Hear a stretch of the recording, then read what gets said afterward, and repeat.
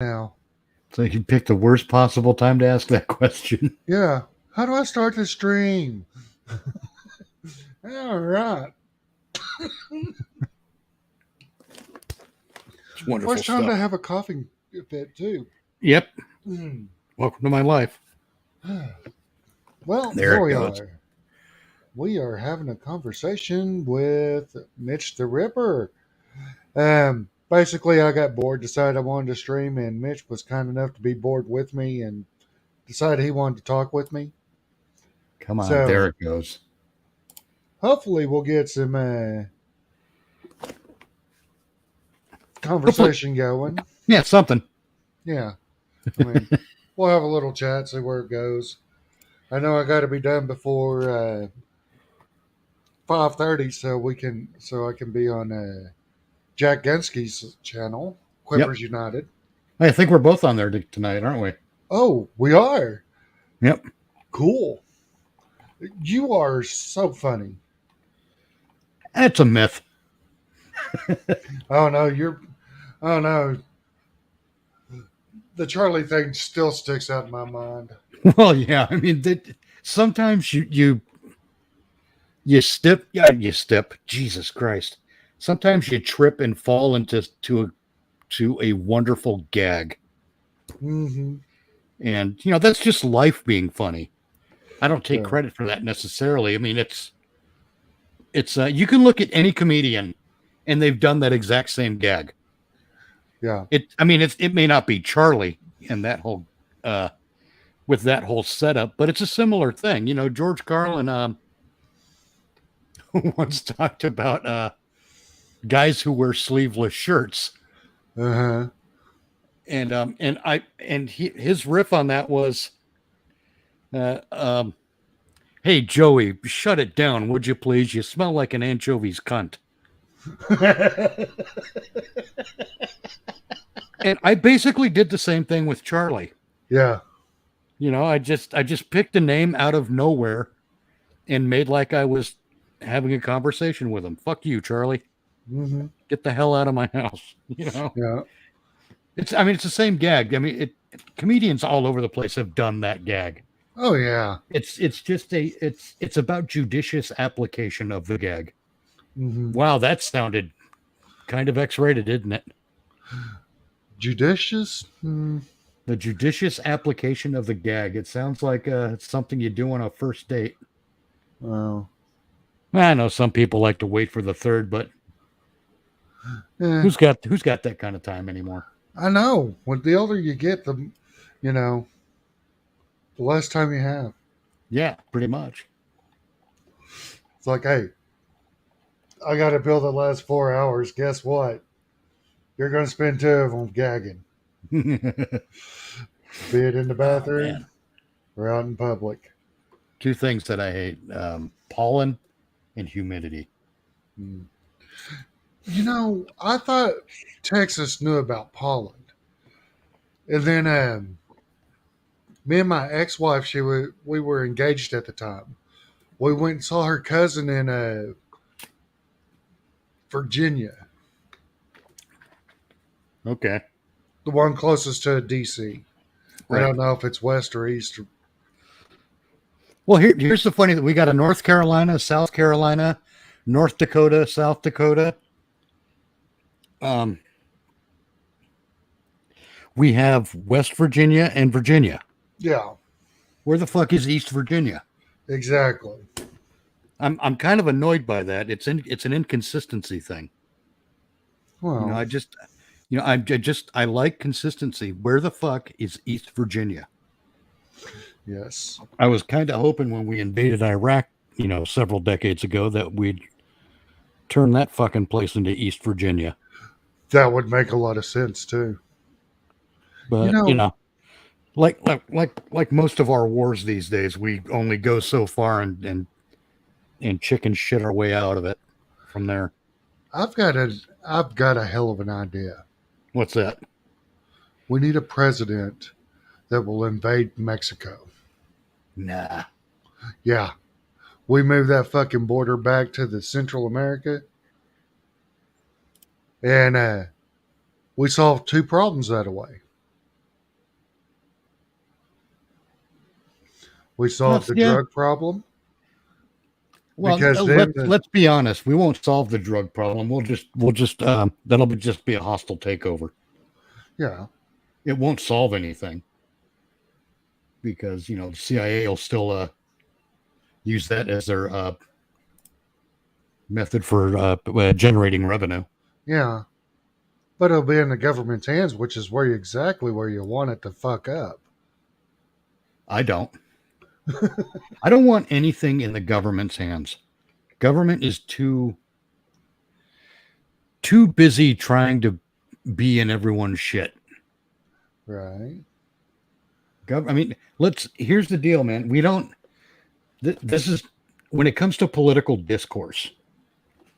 We make this enormous mistake as a society of talking about our leaders. We need better leaders in DC. And no, we don't. They're not our leaders. We don't elect leaders. We elect representatives. Yes, but more basic than that, we hire employees. Mm-hmm. And not and the first step to getting those people to recognize that there are our employees and to start acting like they're our employees is for we the people to start acting like their employers. Exactly. That's the first step. You got to remind those little assholes. Bullshit. You work for us. Mm-hmm. Don't ever make the mistake of thinking it's the other way around. You are not our leaders. And and maybe they'll straighten up after that. True. But that's getting them to straighten up under penalty of consequences, repercussions, that kind of thing. It's one of the reasons Arthur and I wrote that book. Because I mean we've got sections in that book full of that book is amendments to the Constitution that we would propose. There are penalties for poor behavior and poor job performance as a representative of the people of the United States of America in that book. And it should come with term limits. Well, we have an answer for that. I don't like the idea of term limits because a term limit doesn't just limit the politicians, it limits the people too. Because suppose you got a Ron Paul type that you really like and you really want that guy in office because he's the guy who's doing the job properly. Or Trey Gowdy. Or whoever you want to use as an example. If it's a guy who's doing the job you want the guy to do in office, do you really want that guy to lose out just because it's been 2-3 years, whatever arbitrary time we attach to it? I don't. Yeah. If there's a guy doing a good job, I want him to stay in office. That makes sense. I want to be able to keep voting that guy in. I don't like the idea of limiting the choices of the people. That's why I don't like political parties, because that's all the political parties do is they limit the choices of the people. Well, that does. I have never heard anyone that was against term limits. But you make a hell of a case for it. See, I don't want career politicians who are shitty either. So I'm on both sides of that. Mm-hmm. I want a better way also to and we put that in the book too. We did create a better way to hold them accountable if they for example, if they violate their oath of office. We have a provision in one of our amendments in our book that says they cannot hold an office of public trust or profit ever again. You might have to wait a couple years for their term to expire, but after that, they're done. They can't do it again. But that's just because they betrayed the people. Yeah. And the best way to tell if someone has betrayed the people in office is look at their performance and hold that performance up against the Bill of Rights and the Constitution. That makes so much sense. That's why it'll never happen, is because it makes sense. Yeah. I mean, we know True story. That, and I've reached a point. I'm getting old, like I said before, man. I'm getting old, and I'm running out of patience. And when I don't mean I'm going to get violent. That's not what that means. No.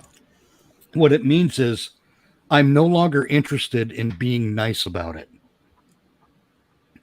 When I will comment on a politician's tweets on Twitter, for example, and I will say things like, I've seen your voting record, you hack. Because I'm being a dick by calling them a hack. Right. And I can call them a hack because that's my opinion of them. I'm not making an absolute statement about what they are. I'm providing evidence to support my opinion of them. But in other cases too, now I got to pull up Twitter because this was just today. And I gotta read this shit properly. I gotta read it for what it actually says, and I don't want to accidentally misrepresent it. Let's see. What am I looking for? Tweets and replies. Nope. Problem is, I've had a lot of. There it is. This is from Glenn Jacobs, the mayor of Knox County in Tennessee. Ooh, I tell you what. What's that? If you'll throw the link in. Let's see. Oh. If you'll throw the link inside chat, I'll pull it up for both of us to look at.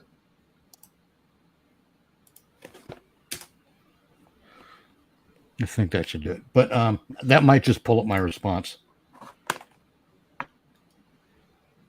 But here, I'm going to be respectful with Glenn Jacobs because he is a more constitution-focused politician. And I respect that. So I'm not going to counter what he says the same way I'm going to counter, say, Tulsi Gabbard. Everyone gets a nice little wet spot in their pants for Tulsi Gabbard, and I got to tell you, she's pro-tyranny as they come. She's just nicer about it than most Democrats. But and I say that based on her voting record. I'm not just saying because I'm being a dick about it.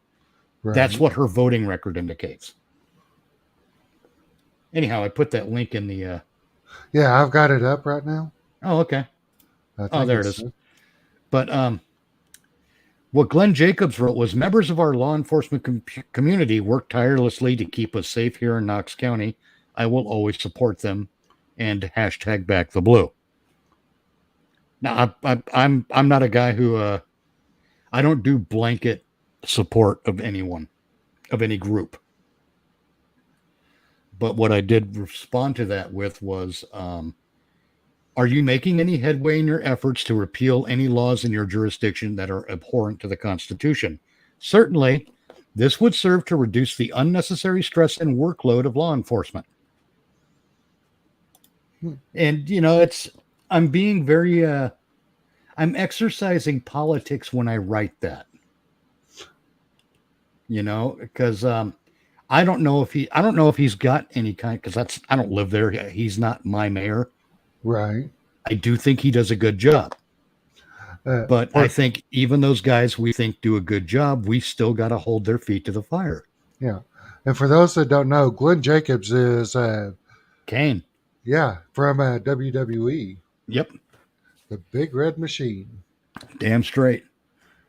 He also did those movies, See No Evil. Yes. Which are actually those are for a couple of slasher films that are just sort of out of nowhere. They're not bad. Mm-hmm. And I've never seen them. I rather like his performance. But anyhow, I think that even the guys we like, we got to hold their feet to the fire too. Oh yeah. We have to prevent ourselves from creating a situation where they can think they can start taking advantage. I don't think that's his plan. to take. I don't think he's even considering taking advantage. But I like knowing that I've done something to help keep a good politician in line. Hmm. Oh, I'll agree. I mean, you know, as far as state politics go here in Texas, Becca Fairley, she is on top of it.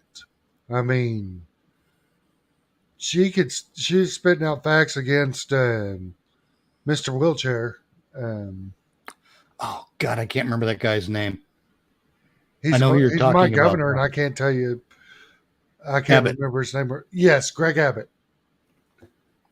It's easier to call him Mr. Wheelchair. Yeah. Professor X. But yeah, she was telling me some shit about him that after he got his settlement from a hit and run or whatever from a vehicle accident, that he capped the how much you could get from the insurance companies after he Ab- made out like a bandit. oh, after he got his. Okay. Yeah. Yeah, as governor. That makes sense. Yeah, but Becca, she's always on top of that kind of stuff, and I'm going, wow, I didn't know that. Oh, You yeah. know, but I don't try to make myself knowledgeable of that. Well, there's something to be said, depending on the context, for not making yourself knowledgeable about some things. Yeah. I forget who I was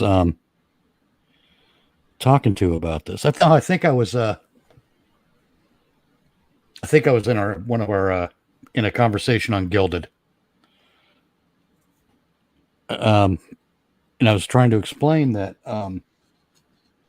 there's a lot of people out there who go and read, like, when it comes a lot of constitutionalists, when they'll go and read like the Federalist Papers, the Anti-Federalist Papers, and they'll go through and read the stuff that's just letters between different framers of the Constitution that they would send back and forth. Letters that we've recovered through history, whatever, blah blah blah. And they'll go through and read that stuff, and they'll study it, and they'll get the try to get into to understanding the mindset of the framers as they were writing this stuff. Mm-hmm. And I think that's a good thing to do. I really do. I honestly believe that's a good thing to do. It's not what I'm going to do, though. My thing is to take a different angle. My angle is I'm going to focus on the words that they finally chose. Mm-hmm. Because the Constitution was written for the common man to read and understand. Yeah. And they spent years back and forth arguing, debating, and working their asses off to figure out just the right words to use. Yeah. And the words that everyone could agree on. It's not enough just to say that, okay, everyone's going to be free. Yeah. And I'm sure Thomas Paine was sitting there going, can you motherfuckers make up your damn mind? I've done this draft 18 fucking times. Yeah. But, it's not enough to say everyone's going to be free. You have to figure out, okay, what does freedom encompass? If freedom revolves around people's rights, well, what are people's rights? Exactly. And they have to, they had to him and haw go back and forth for years over that and figure out just the right words to use that satisfied everyone who was working on writing this document. And that's the part that I focus on. I don't want to have the backstory. Right. Because, there's people all over the place that have the backstory. I want to Nicolas focus. Cage. What's that? Oh, yeah. He has the backstory. Yeah, National Treasure. Is that a Yeah. reference? Yeah, I thought Yeah. so. Okay. Want to make sure I'm remembering things properly. But when you focus on the words they chose without having the context of everything else to fall back on, I think you're left with a slightly different interpretation of what they were saying. Hmm. or maybe even a more pure interpretation because you don't have all that other information to cloud what the words they chose are actually saying. Hmm. And again, I'm not trying to spit or shit or piss on anyone who goes and does all of that research. I think it's good that they do, Oh yeah. but there is more than one way to read the Constitution, the Declaration of Independence, the Bill of Rights. I'm not saying there's more than one way to interpret shall not be infringed. That's not what I'm saying. Right. But when all you have to work with is shall not be infringed, you have the pure final decision without any of the bloat around it to understand these are the words they chose and this is what these words mean. Hmm. I mean, you can break it down to Bill Clinton level as define is. It depends on what the definition of is, Yeah. which is the most Monty Python event in American politics. Yeah. It's like, what are we dealing with, the knights who say knee, or knights who till recently said knee? Right. That shit's infuriating. Depends on what the definition of is. Yeah, Exactly. you is a moron. How's that? Well, you know, from that standpoint, as far as he was cool, you know.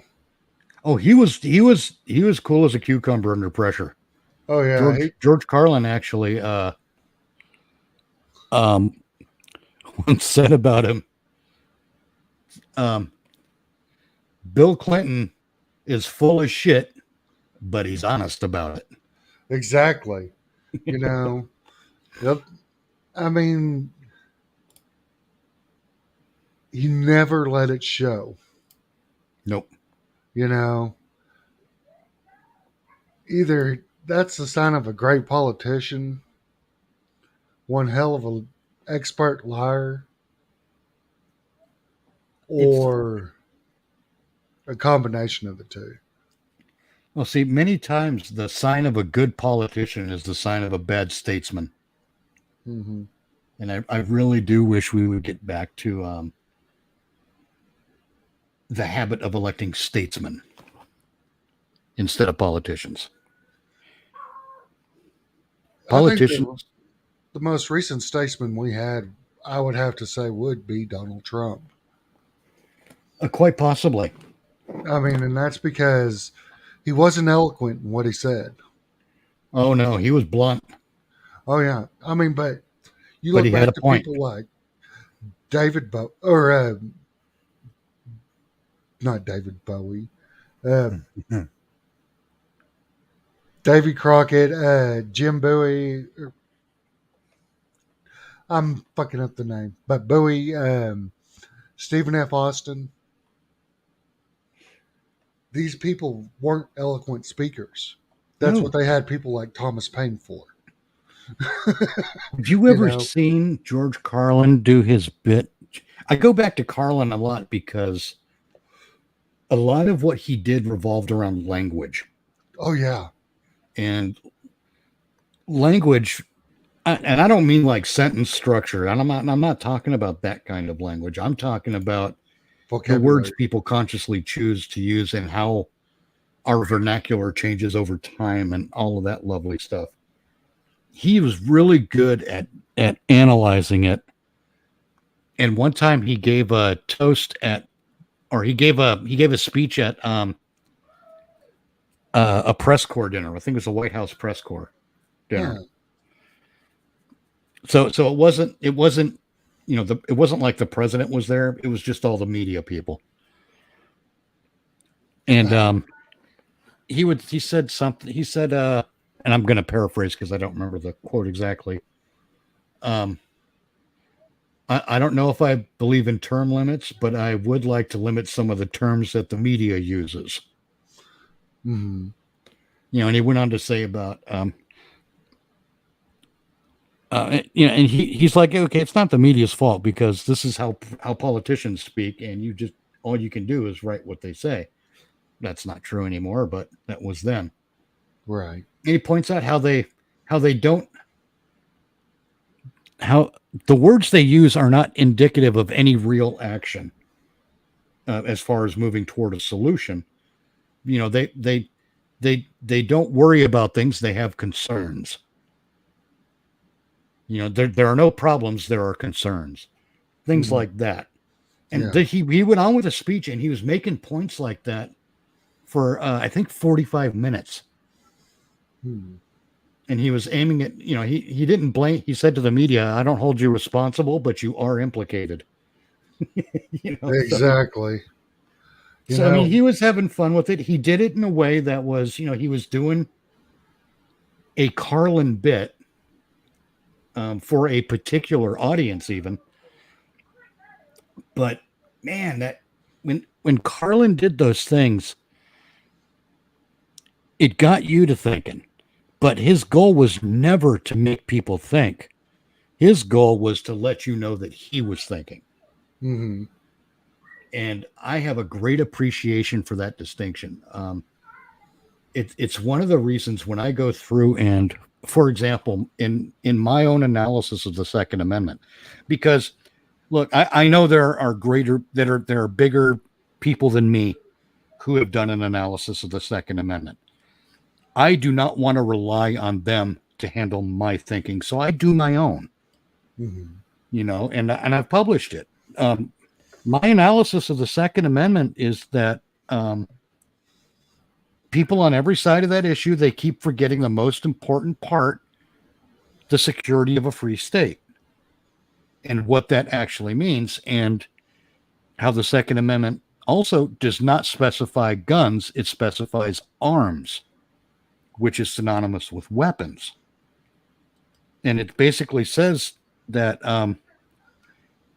well, as written, a well-regulated militia being necessary to the security of a free state, the right of the people to keep and bear arms shall not be infringed.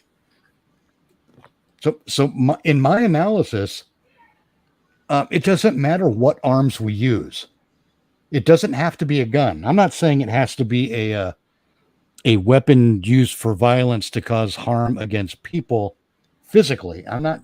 Even that, I think, is too narrow a definition when it comes to the Second Amendment. Hmm. In the modern era, and this is where the Carlin kind of thinking has infected me a bit, because I take a turn in a direction most people don't go.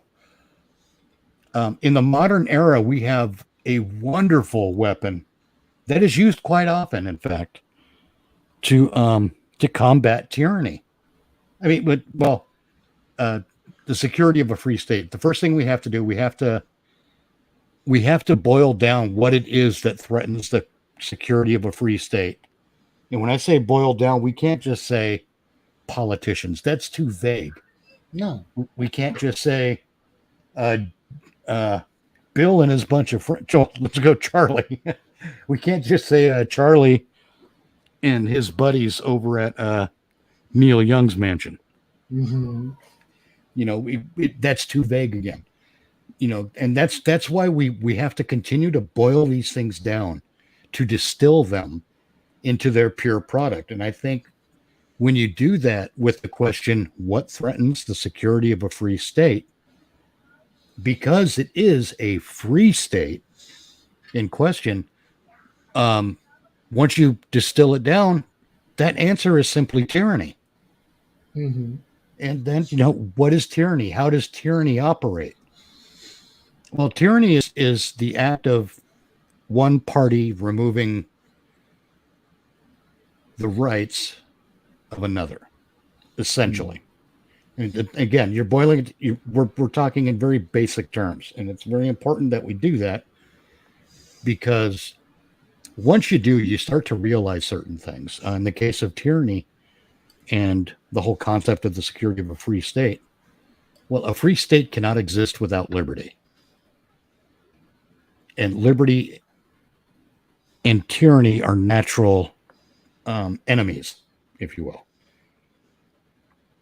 And when you look at all of the false dichotomies out there, left and right, Democrat and Republican, pro-life and pro-choice, which is a weird dichotomy because it doesn't make sense.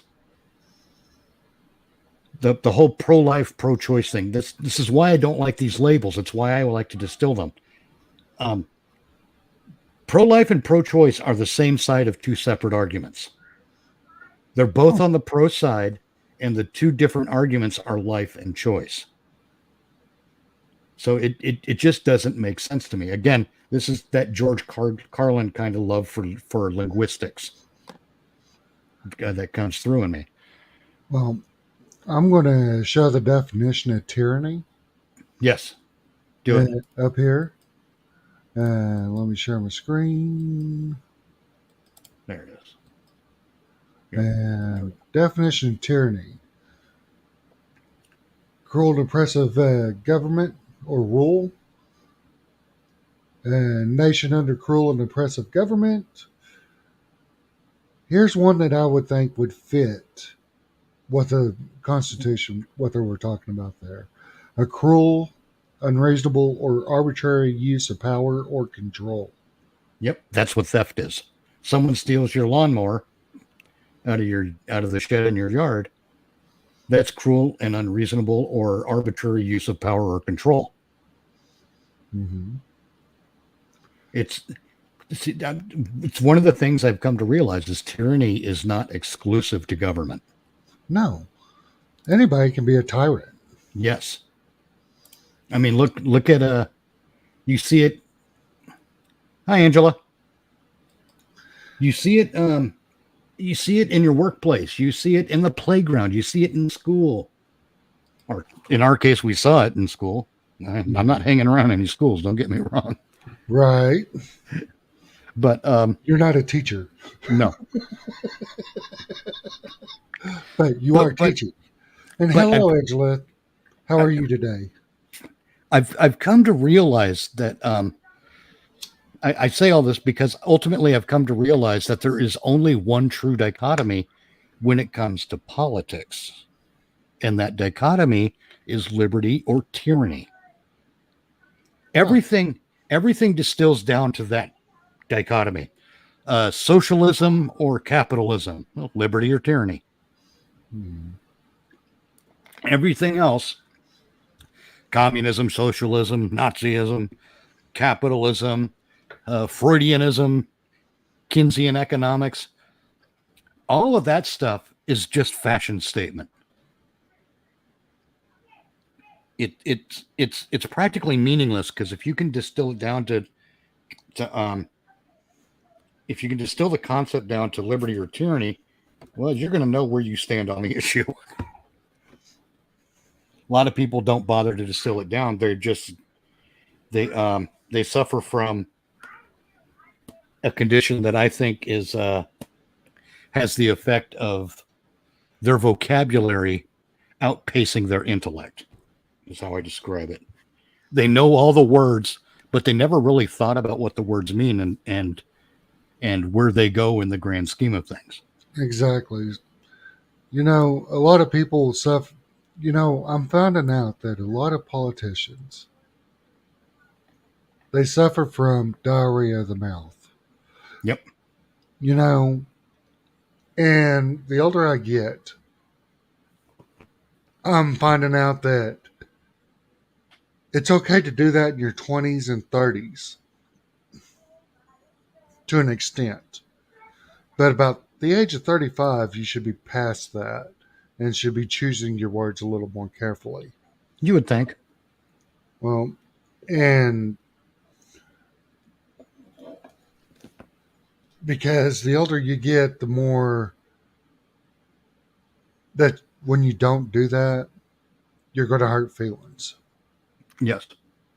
And I did that here recently myself a few months back, or about a month or so back, or two. And I can't get it back. Nope. I mean, all you can do is apologize. Yep. Apologize and then hope. Exactly. And sometimes I'm sorry just doesn't fix it. And Nope. no big. I mean, if you set forth a way to try and fix the problem and it can't be fixed to the other party, all you can do is apologize and move forward Yes. at I that point. mean, the other party needs to make their own choice, just like you Right. need to make yours. Exactly.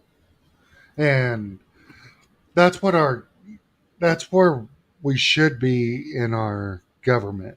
We need to make a choice and stick with that choice. Do we fix the problem or do we just say, well, sorry, but this is the way it's Well, going to be? that's part of the issue is that the problems in our government are so enormous. No one knows where to begin. I mean, I think I do, but then, that's me. That doesn't mean I'm right. I mean, Oh, yeah. I mean, maybe I have a half a step going ahead of everyone else because I do have an idea, but that doesn't mean my idea is right. I mean, that's one of the things. I can talk about this shit all day long. It doesn't mean I'm right. It means I have ideas, and I'm one of those people. I'm perfectly willing to be wrong. I'm willing to debate the ideas because I'm a firm believer, and I think this goes for like a lot of different aspects of life. Um, Ideas that are left unchallenged cannot get stronger. exactly. They But, can't grow. you know, for me, ever since I was a teen, we've heard the debate over immigration. It only comes up every 4 years. Yeah, it only You comes up have, when it's convenient. yeah, but then you have politicians that have been in there 40, 50, 60 years, and they've had time to write a bill. They've had time to put forth the effort to fix the problem, Yep. but are unwilling to fix the problem.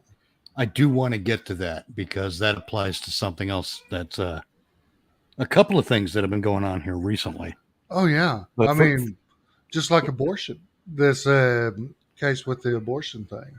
yeah, but And, first I want to finish up this Second Amendment thing that I'm on because I don't want to lose my place in my thinking. okay, Um, so I said all that stuff just because we have to.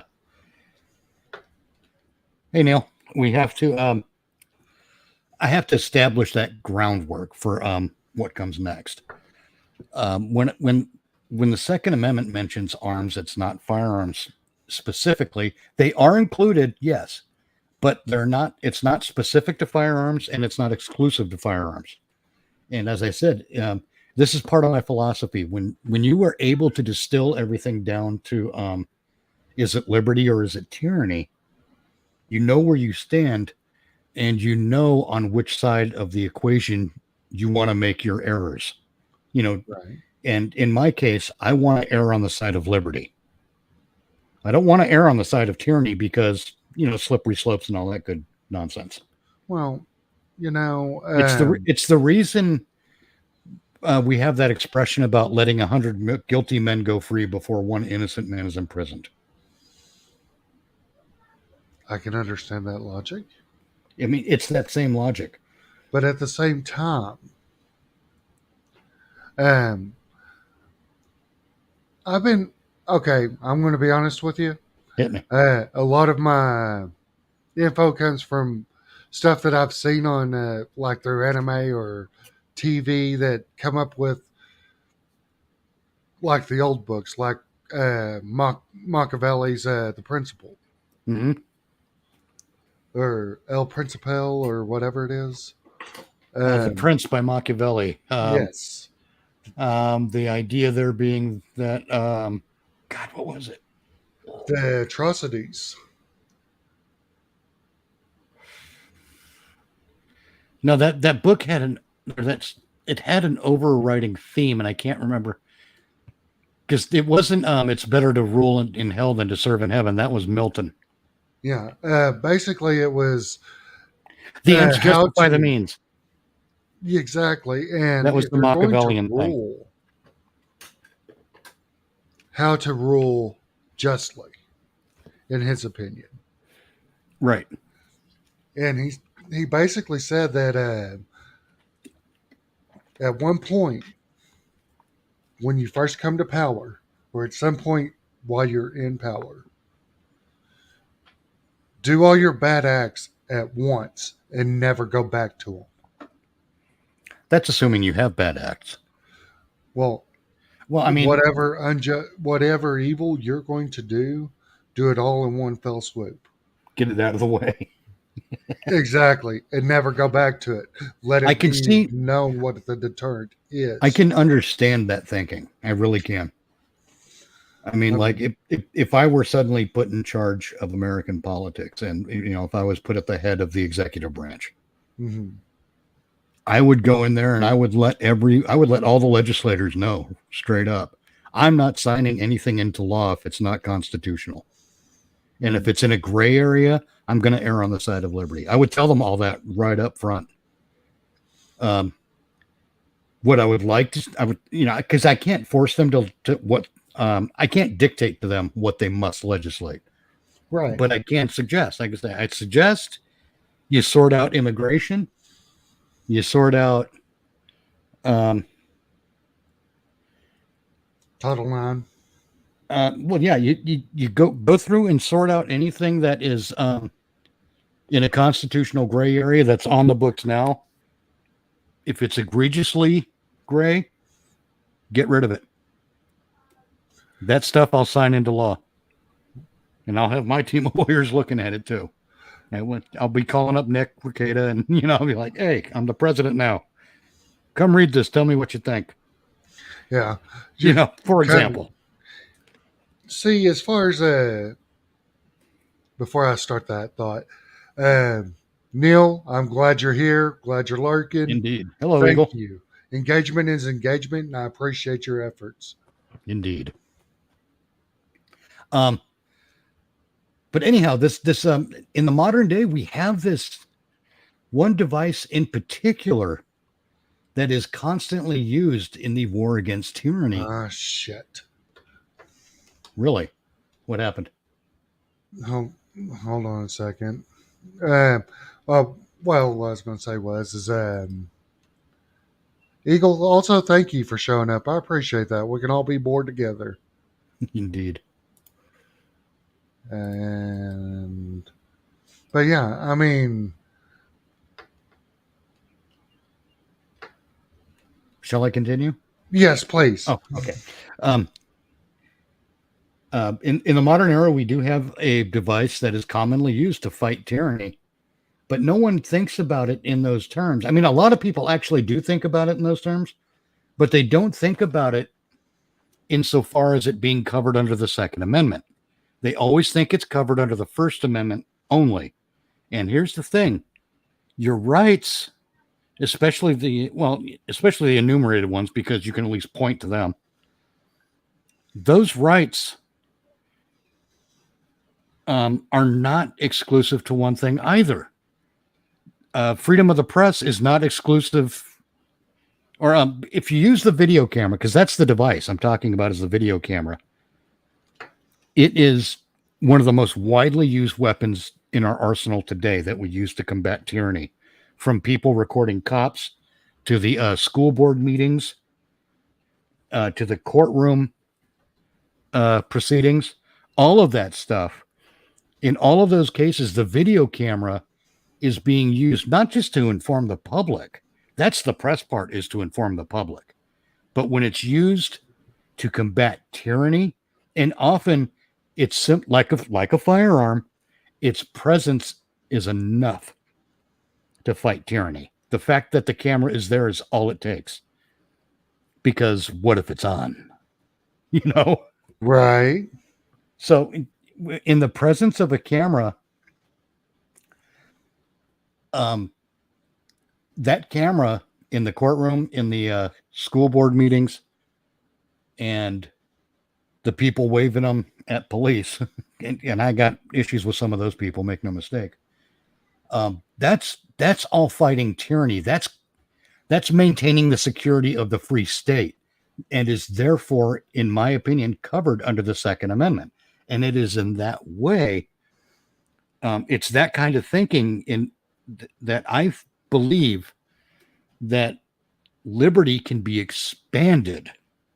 It's when you realize, if I'm writing a story about a senator who raped a kid, and I simply write Senator so and so raped a kid, that you could call the press. But when I go through and do all the research and inform people of all the steps that senator took to groom that kid, and how long it took, and all the details of it, and bought the candy and the puppy and all those details, and spent all that time with the kid, well, then I'm using it as a weapon to maintain the security of a free state, because here we have a senator, it at that point it's actually covered by both.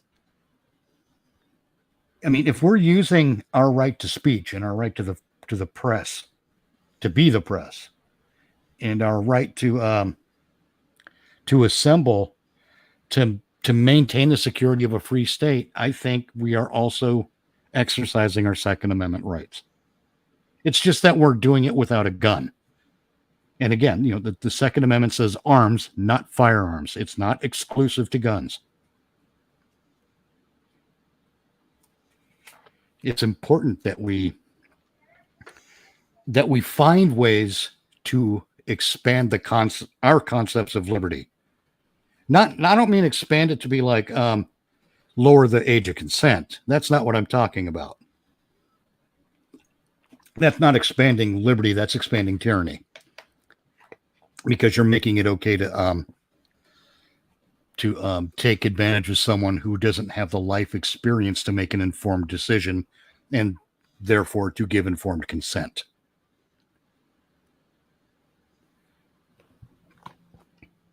But yeah, the camera is the best example, but there are more out there.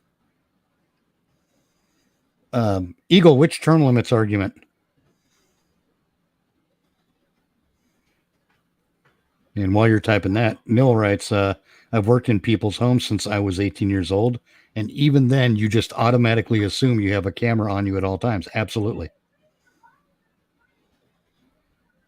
Term limits doesn't get rid of the problem. It's the bureaucrats are the biggest problem. I agree. I was going to say hire managers. What, Eagle, did you go through and catch up on double speed or something? Because it looks like you're hitting a bunch of the points in the chat that we've already made. I'm just curious. Because the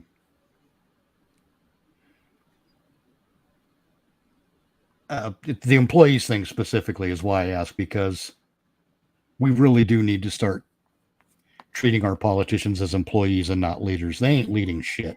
Okay, thanks. Oh, that's what I thought. What's that? And I do agree with that. Oh yeah, I mean it's on us ultimately. I mean we can blame the Clintons as much as we want. It's all on us. It's our fault. We've spent our society has spent so much time allowing, and when I say so much time, I'm talking over 100 years here. We spent all that time just sitting back and compromising and allowing the government to pretend that they're experts. That's another part of the problem we face is they pretend that they're experts, and there's too many of us that just go, well, he's got elected. He must know what he's talking about. They don't know what they're talking about. School election versus federal election versus state election versus county elections. Yep. It all boils down to one thing: personality. Pretty much. I mean, I know this applies to Tulsi Gabbard as much as Sarah Palin. A lot of the people that I see simping for Tulsi Gabbard, they're just being horny about it. Don't vote with your dick. Same thing happened with Sarah Palin. She had that MILF thing, that down home country girl MILF thing going on. Mm-hmm. And I'm people I had talked to when she was on the ballot for vice president. They were totally you say her name, and when they'd start talking politics, next thing you know, their dick was out. You know, because they were. I mean, I'm say that metaphorically. They're practically stroking themselves over these people, and it's, what are you doing? You know, I knew Bill Clinton was going to win the presidency when he went and played saxophone on the Arsenio Hall show, because George Bush Sr., you know, he was the old man shouting at clouds. And there was just no way to compete with the guy who would go and play saxophone on the Arsenio Hall show. I mean, Bill Clinton, I smoked the marijuana. But I didn't inhale. I didn't inhale. Then, like 3 hours later, I inhaled. You know? Uh-huh. And, you know, he was the cool guy. Mm-hmm. And you know, George Bush Sr. was the stick in the mud.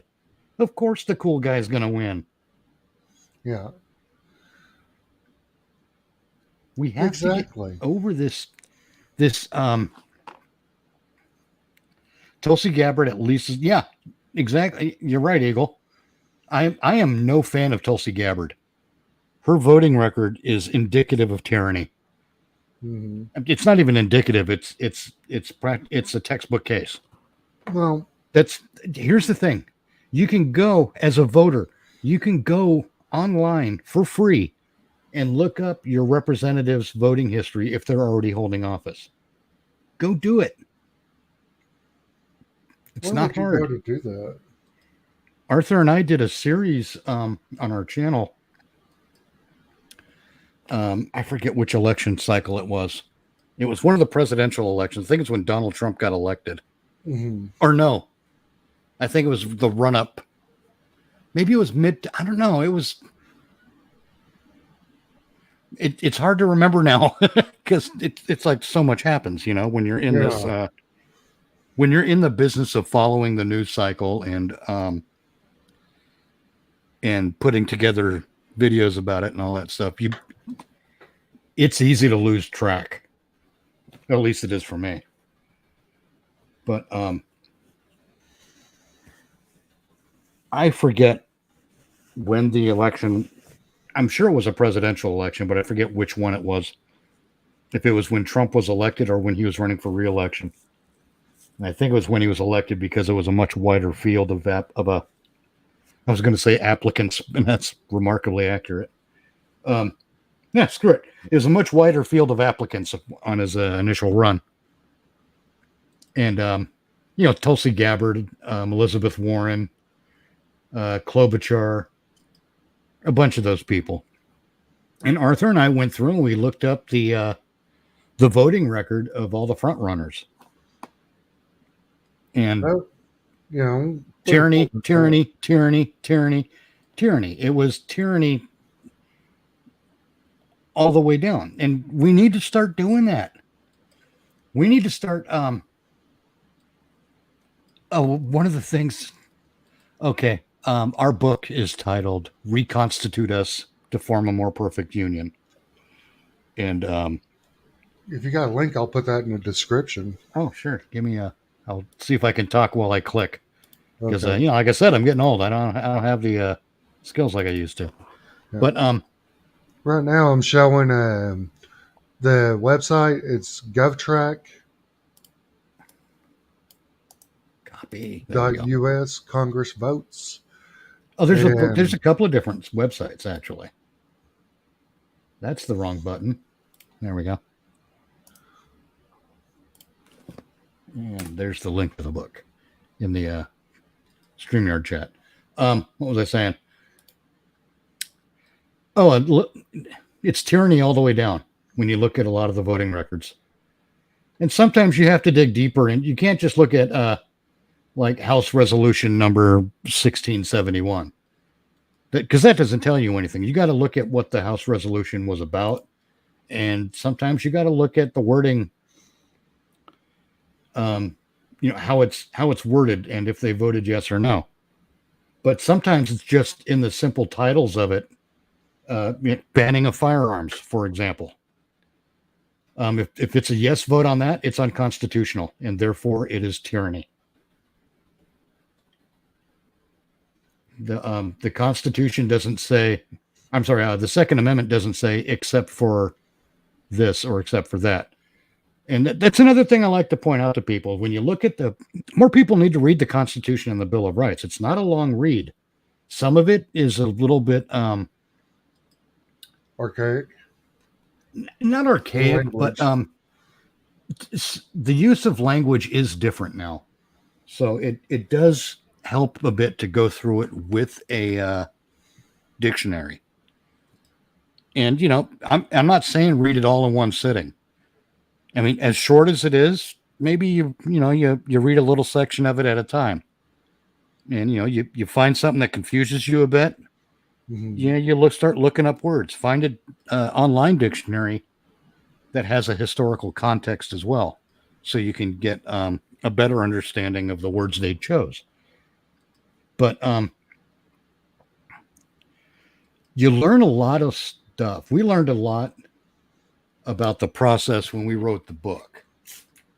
And what I mean by that is our book proposes, it starts off with the Constitution as it stands now.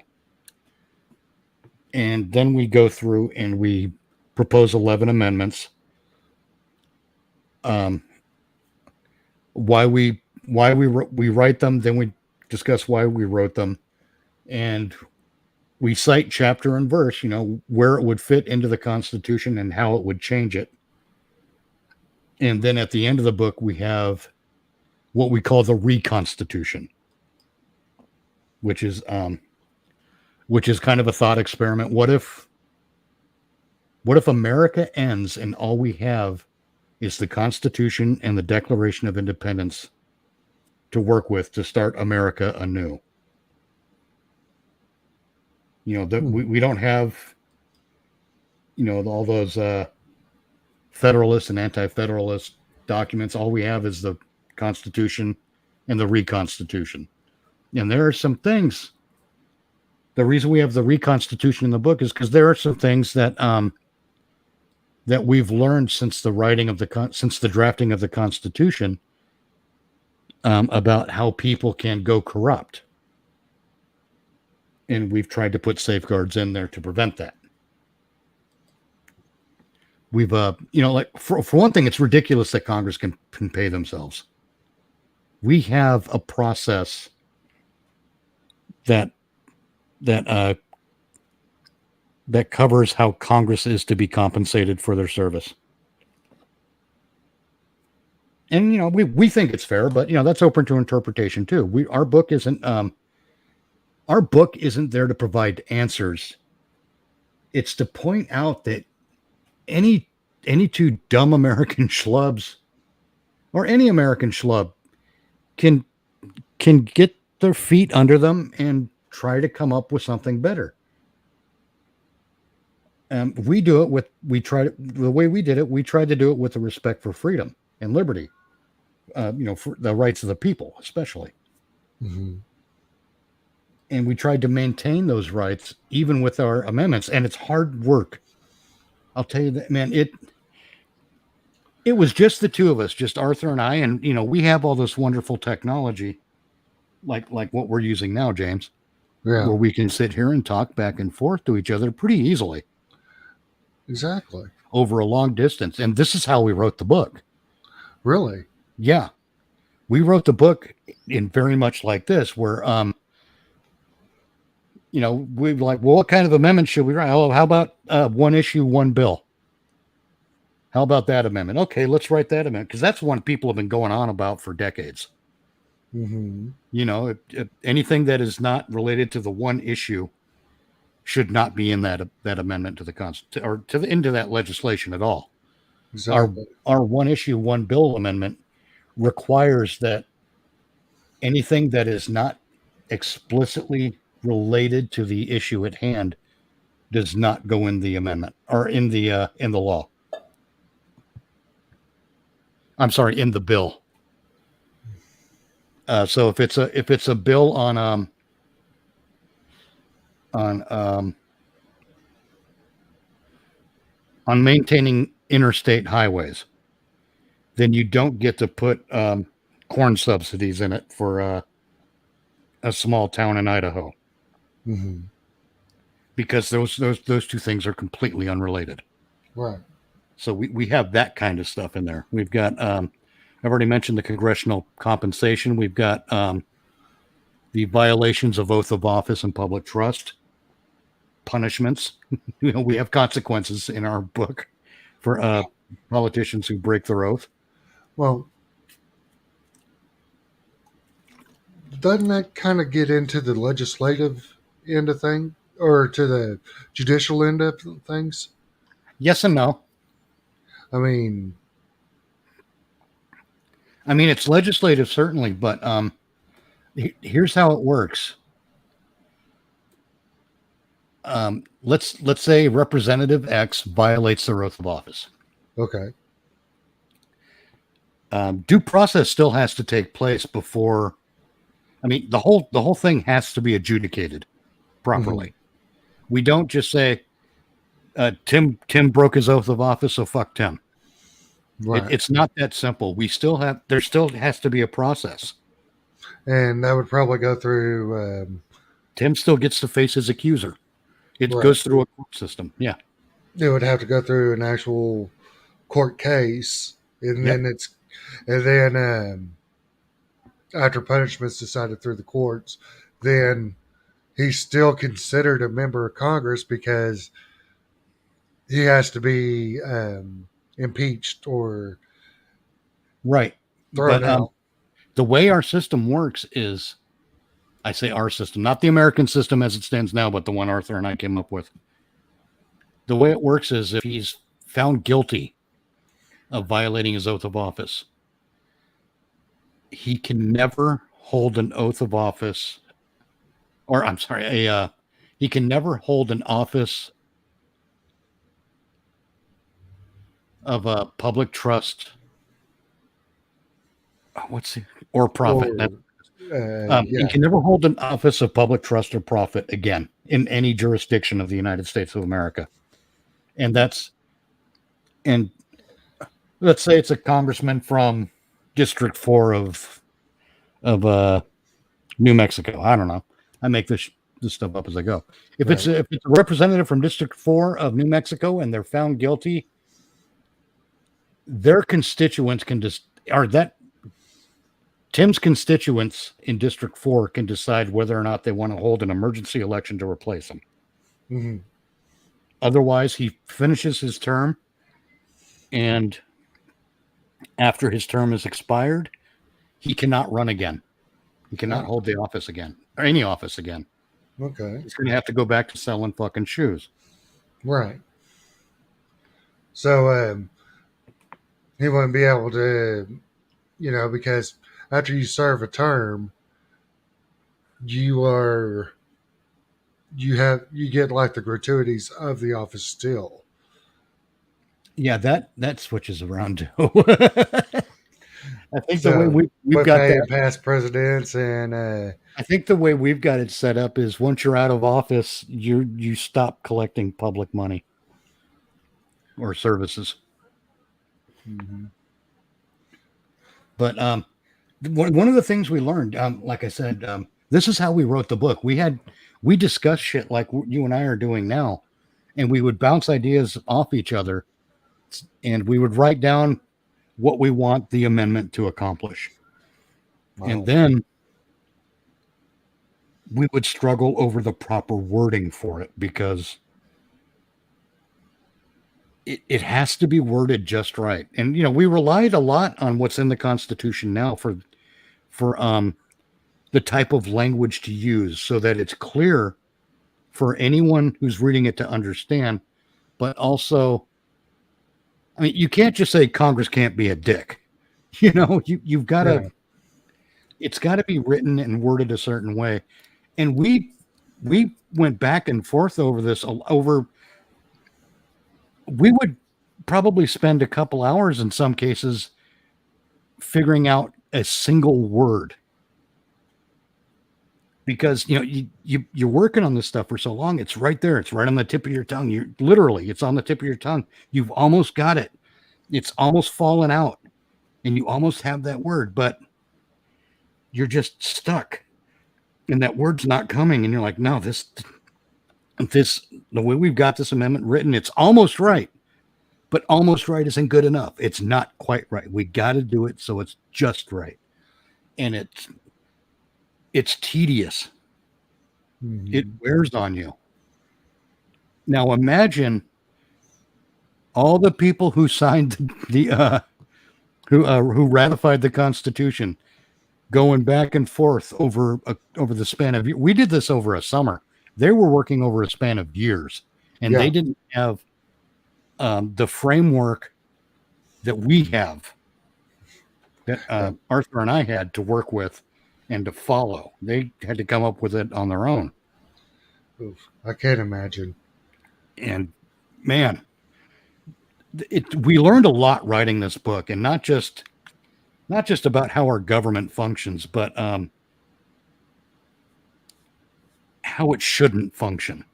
Hmm. For example, not a lot of people know this. The League of Women Voters used to own the Commission on Presidential Debates. The League of Women Voters were bought out by the Democrat and Republican parties. The Hmm. Commission on Presidential Debates is not an official government body. Think about that. We have an organization owned. It's owned by the Democrats and Republicans, and they get to decide who gets to show up for these debates. Bullshit. Hmm. We fix that too. Yeah. And honestly, we don't even need to fix that. That's here's the deal, man. This is where YouTube kind of shot themselves in the foot. YouTube could have gotten candidates from all kinds of parties, because there's a bunch of parties in America. YouTube could have provided a level playing field, which is not right now. Ever since Ross Perot, what is it? The Democrats and Republicans their candidates have to reach 5% in a national poll of some, or a series of national polls, to be in the debate. But any party that is not the Democrats or Republicans have to achieve 15%. That's messed up.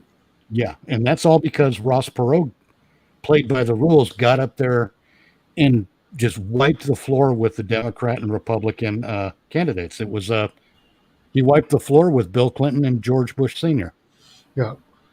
And Ross Perot was right. Everyone made fun of him because that's what you do to a political opponent who's a threat. You ridicule them. Yeah.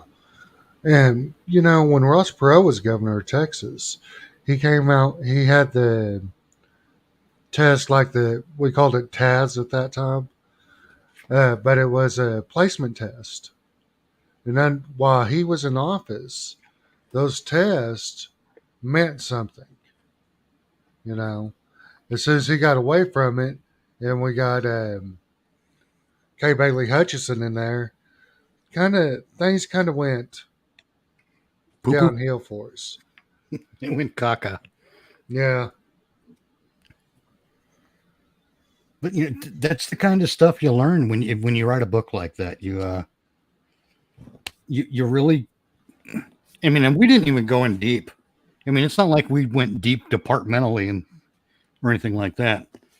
Hmm.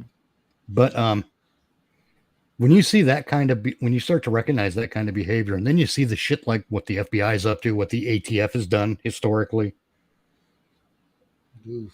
you really start to rethink your position about your relationship with your government. Mm-hmm. And one of the things I say these days is this one's fun. This is a trap, actually. This is me setting a trap. I like to go on Twitter on occasion if the opportunity presents itself. You can't just say it anywhere. You have to wait for the opportunity to present itself. And in those situations, I like to respond to certain things with, "It's time we did to government what they do to us." And here's the fun part. Someone's going to say, "You're making a threat against government." When in fact, I'm not making a threat against government. If someone accuses me of making a threat against government, they must believe that the government's up to no good. And then I could just say, "Well, good. You see it. You see the government as I do. They're up to no good. Let's do something to get them to stop being up to no good." Mm-hmm. But they'll just go away then. But it's a great way to make a point. It's a great way to get them into it's a logic trap is what it is. And it's all for fun, but sometimes you got to do stuff like that to get people to kind of have a look at what they're saying and what they're doing and what they believe.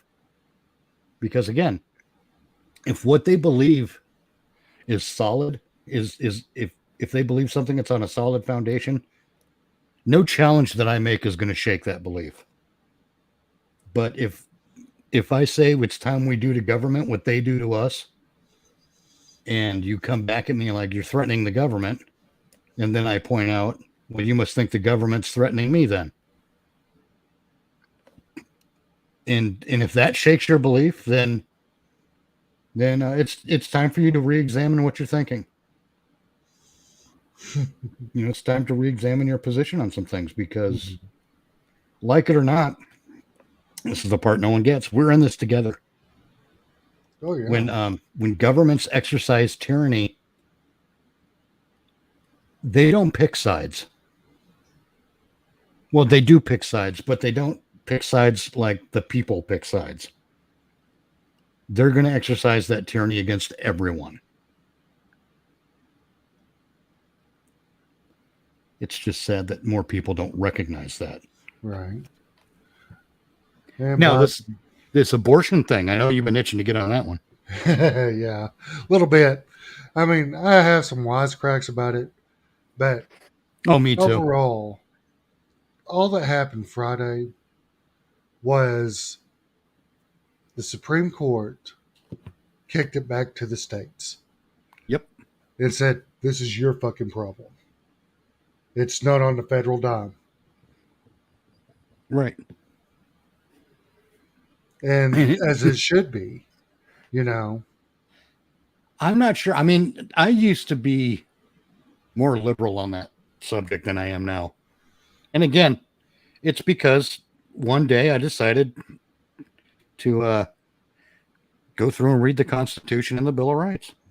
Well, I kind of look at a lot of things like it shouldn't be the government's or the federal government's problem.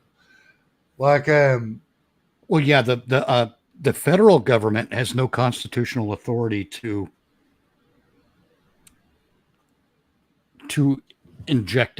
insert itself. There we go. That's what I'm looking for. Insert. right. See, that's where your local and state governments come in.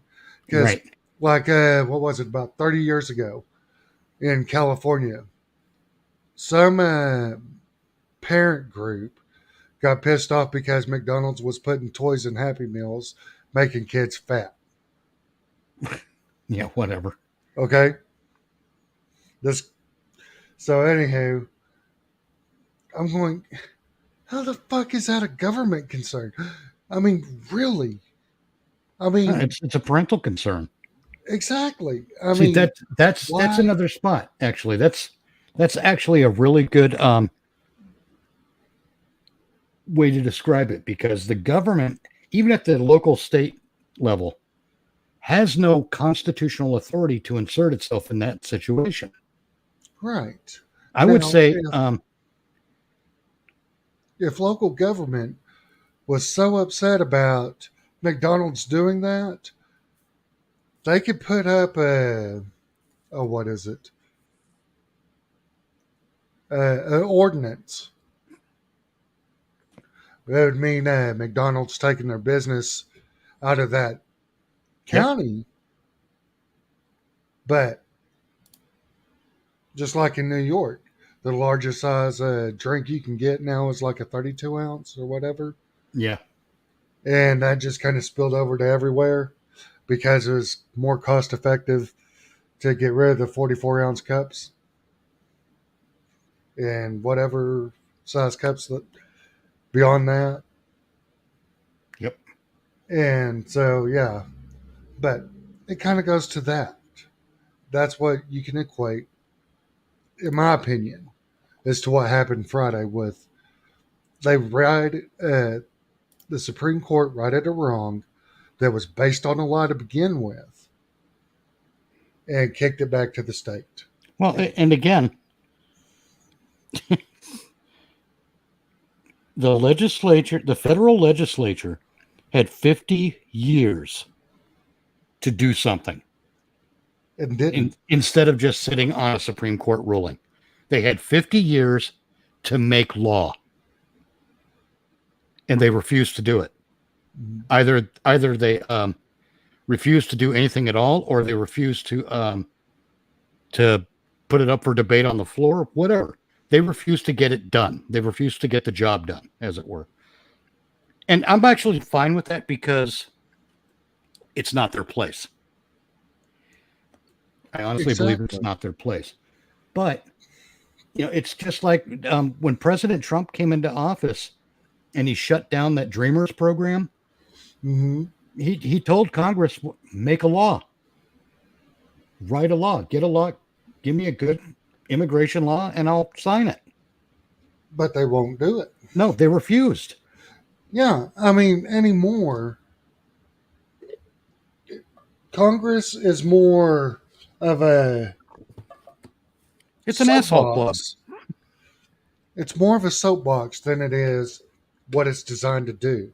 Right. You ought to see if you can. I don't know how difficult it'll be, but Marjorie Taylor Greene has done spots on Timcast. Uh-huh.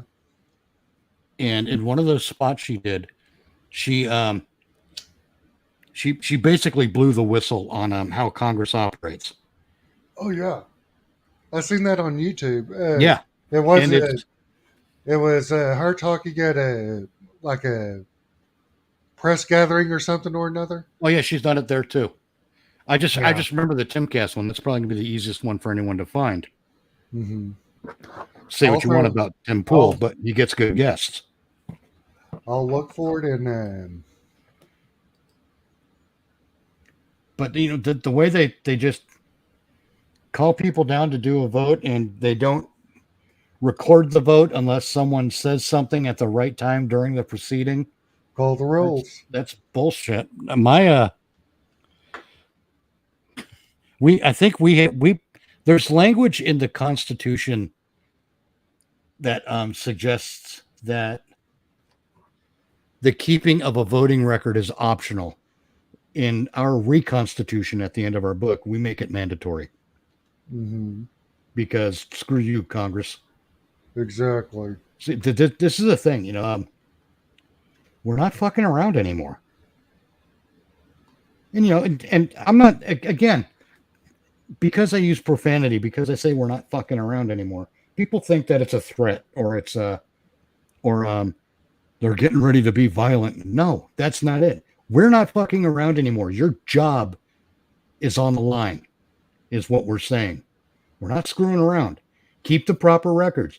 Do your job properly. Stay within the boundaries established by the Constitution and the Bill of Rights at your peril. Because if you stray outside of those boundaries, You're fired. Clean your shit. Get the fuck out of my government. You're fired. That's what's going to happen. You know, it's like I see. This is where I get paid. This is why I don't talk about the stuff before the stream. This is Blowing your all. load. Yeah, this is all pure ejaculation. No, we're fed up. We're done. We're not playing anymore. We're not compromising anymore. In fact, we're going to do the reverse now. The compromise stage of this exercise is over. It didn't work. Your plans suck. We're not sticking to them. We're going back to what works. Yeah. And Congress can either get on board or get the fuck out of my government. I made the mistake of going on TikTok. Oh, God. And a couple of the creators that I follow over there, they were literally crying over what happened Friday. It's because they don't know what happened. Exactly. I have a niece that she's a millennial.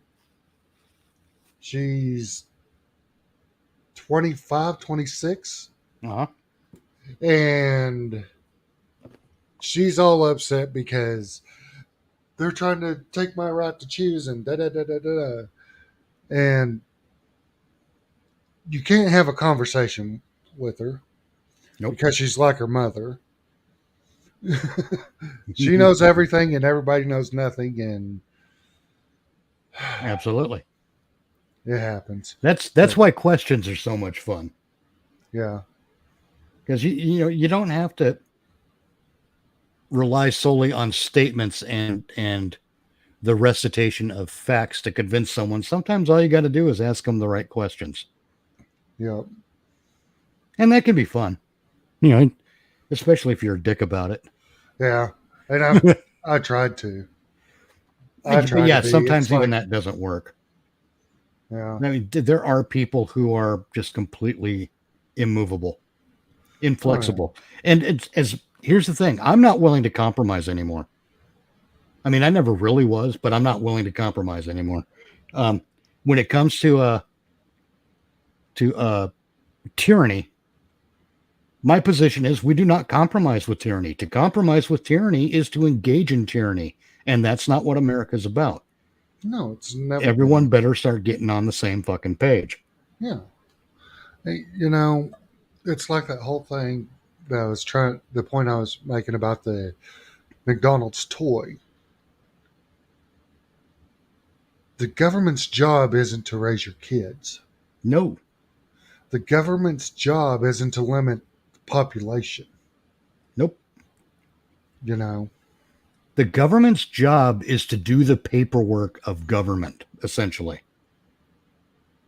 That's what we hire them for. We hire them to we don't hire them to legislate our liberties away.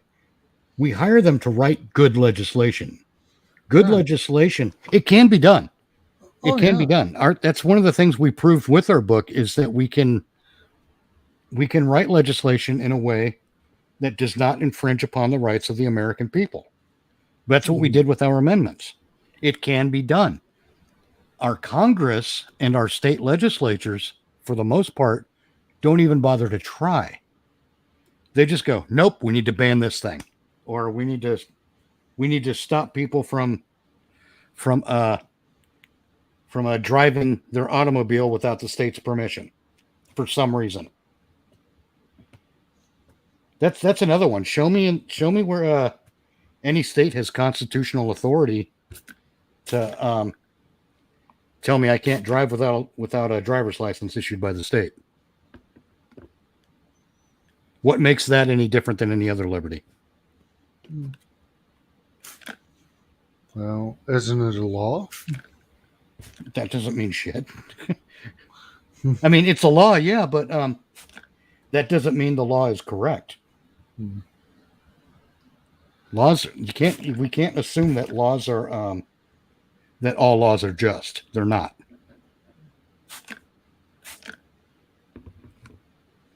I mean, we have evidence that, the assault weapons ban, for example, it doesn't even describe what an actual assault weapon is. All weapons are assaultive, as they are defensive. You know, it's that whole line about have a good off or to have a good defense, you got to have a good offense. Yep. The best defense is a strong offense. Yes, I don't know who said that. Neither do I. Lombardi. I don't know either, but I got to tell you, I agree with it. Yeah. And, it's time we start offending. Mm-hmm. But honestly, it's sort of like I just don't under. I have a. To be honest with you, I have a 10th grade education. Highest grade I completed was 10th grade. I got a good enough diploma, and if a topic interested me, I read about it. Yep. You know, but if it didn't interest me and it didn't affect me, I thought I left it alone. So, and now I'm finding out that there are things that affect me that I didn't know about. And Oh, yeah. that's when I started listening back in 2015, 2016. Well, 2015. I started listening to this whole argument through. I found Ranting Monkey Ah, okay. and listened to him and going, is this feminism thing for real? And I'm going, yeah, I've heard about it, but I didn't think it was that, it's laughable. And then I started listening more. And then I started listening to people like Suit Yourself and people that were centrist. I'm going, at least they admit that they're not picking a side. Yeah. This side's wrong because of this, that side's wrong because of that. And the more I listen, the more I'm going, they're bringing it in a way that's funny, and this will be eventually laughed out. Because, as a Gen X, that's what we did. We made fun of it, and the stupid went away. Did it? I have. Well, have we my. all know that it hasn't because now we've got millennials and all that are that they have gone from tolerance to acceptance. They've been taught all their lives that you have to accept X, Y, and Z because they are X, Y, and Z. You have to accept. You have to accept. No. And that's where millennials and Gen X butt heads is because we don't have to accept a fucking thing. We'll tolerate it. We just don't want to fucking hear about it. You want to be two-spirit, fine. Play pretend in your own house. But don't bring it into the workplace. Because the only thing I care about is making my money, going home. And if I have to deal with your drama, you're keeping me from my money. Yep. Well, it's hard enough when the boss is trying to fuck you. You don't need HR in there going, well, you have to consider their feelings too. No, I don't. They didn't consider mine when they tried to wipe all their shit on me. Exactly. I don't have to consider shit. But you have to accept them because... No, I don't. But that's... You do not have to accept a goddamn thing. Exactly. And that is Gen Z's standpoint as an overall. Now, I want to be clear about this. My position is when it comes to policy kinds of things. My position is the Constitution and the Bill of Rights. So when I get annoyed with the gay lobby, it's not because they're gay. No, It's because of their approach to the issue. they're When they trying to were cram it going down our on, throats. when they were going on about the gay marriage, I'm actually all for, yeah, go ahead, get married. Go ahead, be free to engage in that kind of a contract between consenting adults. I don't care. The people who say, well, we can't call it marriage. Yes, we can. The Constitution has no authority granted to the government to insert itself in a contract between consenting adults. Exactly. Um, And I now, took Sam now Kinnison's point of I view want to on be gay marriage. again. I should explain how that applies to marriage because I use the word contract. Marriage is a contract, and when it comes to law, when it comes to law, when you look at a marriage, you really are kind of looking at it through a lens that is similar to contract law, because it's two parties who have agreed to a thing on paper, as it were. So yeah, it's a contract. It's a marriage contract. The word contract is even in the name, marriage contract, for God's sake. Mm-hmm. So yeah, it makes sense to view it through a lens of contract law.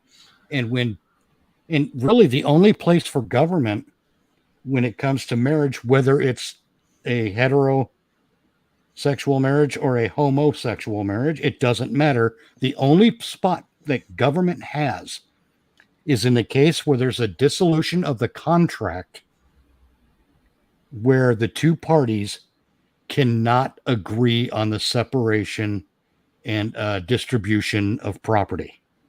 Mm-hmm. That's it. That is the only place government should have a role when it comes to marriage. We should not be having marriage licenses because that's bullshit. The Constitution does not grant the government that authority. Mitch, let me ask you something. Yes. When does your driver's license expire? I don't know. But it does have an expiration, right? Yes, it does. Do Tell you me why. want? No, go on. That's a good question. But the point I'm making is that firearms, you have to go back and recertify and all that, or up your license. You have to get a fishing license every year or whatever. Everything expires except a marriage license. Yep. And it's Trust bullshit. me. Give me. I mean, give me a good reason for a fishing license. I could see overfishing an area. Well, yeah, it goes I back can to understand that. conservation and all that. I understand mean, conservation, but people who are cognizant are going to exercise conservation. but that's the problem. I know people are not cognizant. We can't rely on them to be so. And I understand that. I mean, when it comes to like government regulation, I'm very big on deregulate the hell out of everything, but there are some regulations that do need to be kept in place. Because they make sense, like the government regulation in the restaurant business about not storing raw meat above cooked meat. Right. That makes sense. Yes. But the reason why we have that law or have that in place is because you got people that don't think like that. I do it like that in my home. Why can't I do it here? Yeah. Well, get yourself sick. Neil said, I've honestly been saying everything that we talk about for over 20 years. Yeah, me too. It's just, here's the thing, man. One of the difficult things is you'll know a lot of this stuff in your heart. You'll feel what is right and what is wrong. But a lot of times it is really difficult to articulate it in a way that really does get the idea across to people who may not think the way you do. Mm-hmm. And that's one of the big struggles I've had is it's not only when I try to articulate something, it has to make sense to me because if I can put it into language in a way that it makes sense to me, and it's just right, just like when it come to writing that book, when it's just right, then I know I can express it to someone else and share the idea in an effective manner. Mm-hmm. I get frustrated with myself like you wouldn't believe when I can't share an idea properly. And it happens quite a bit, even with ideas I've been tooling about for a long time. That's Mm-hmm. why but once I figured out that the Second Amendment can apply just as much to a video camera.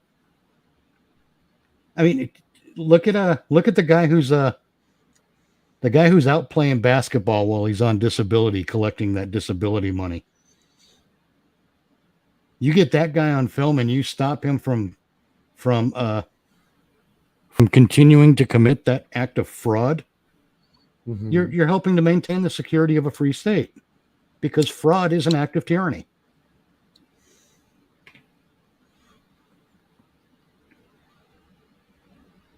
We need to expand our thinking. We can't rely on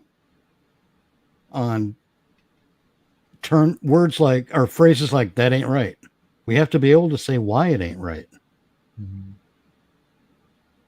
We got to be as good with our expression of ideas as Clint Eastwood's Man with No Name was with a gun. I just wanted to talk about Clint Eastwood, to be honest, because that guy's awesome. Even Ain't at nothing, 90 something. ain't nothing like a Clint Eastwood movie, man. I'm sorry, but I really have a great admiration for that man's work, because he's it's like Sylvester Stallone. I admire his work too, because much more thoughtful, much more creative, and possesses far more skill than is usually given credit for. Right. But, I kind of put him or Clint Eastwood and Jack Nicholson in the same category. Great actors, have great film history, but there's one thing they cannot do to save their fucking life: What's that? Sing? sing. Pager Wagon comes to mind, and Nope, nope, no, I don't, Tommy. nope. Don't want to think about Yeah, see? And as far as Jack Nicholson goes, Tommy. it. Speaking of abortions again.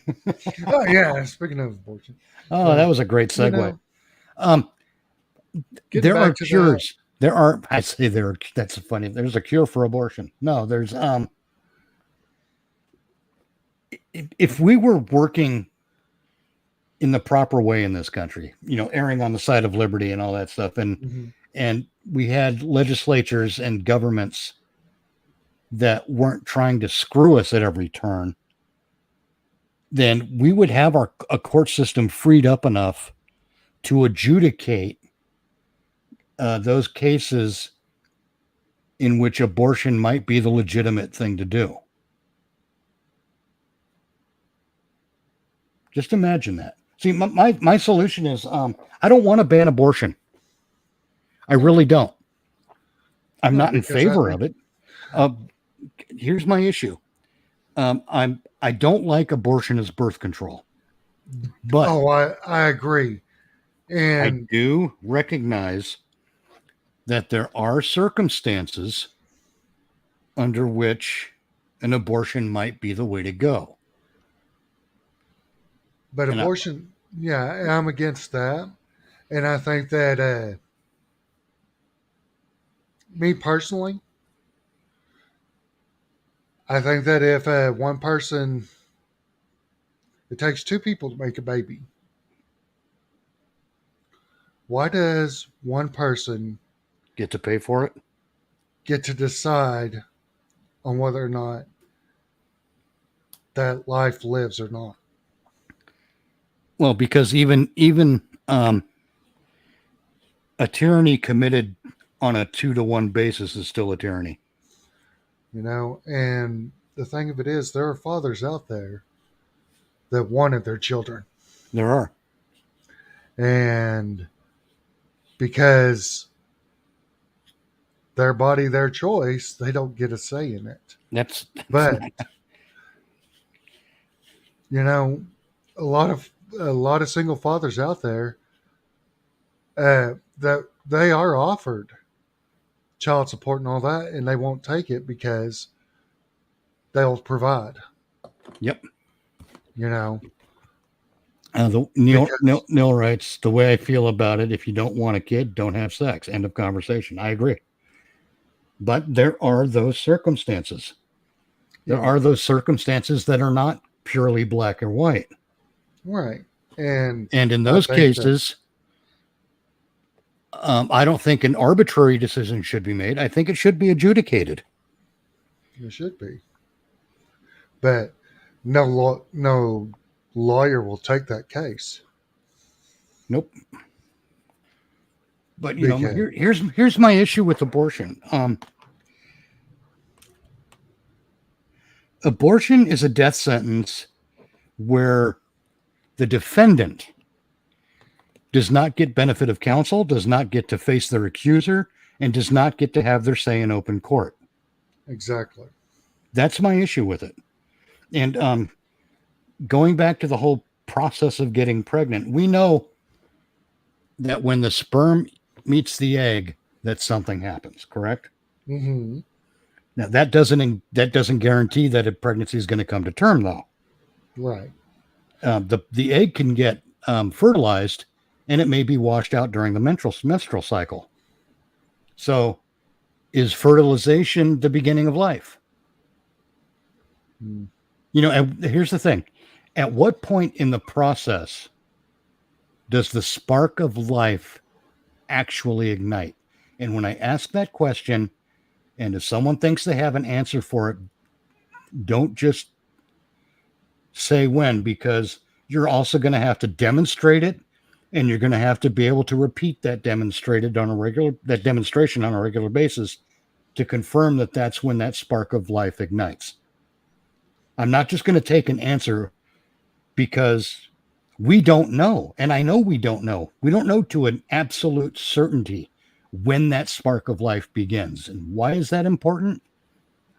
It's important because if we are a just society, then we are going to err on the side of liberty. Right. And if we err on the side of liberty, our concept of liberty in this country is that you get due process before a sentence is handed down. Okay. Mitch, I'm going to play devil's advocate for a second. Okay. I'm happy to play. Okay. First off, there's a reason why we have side effects from any medication we have.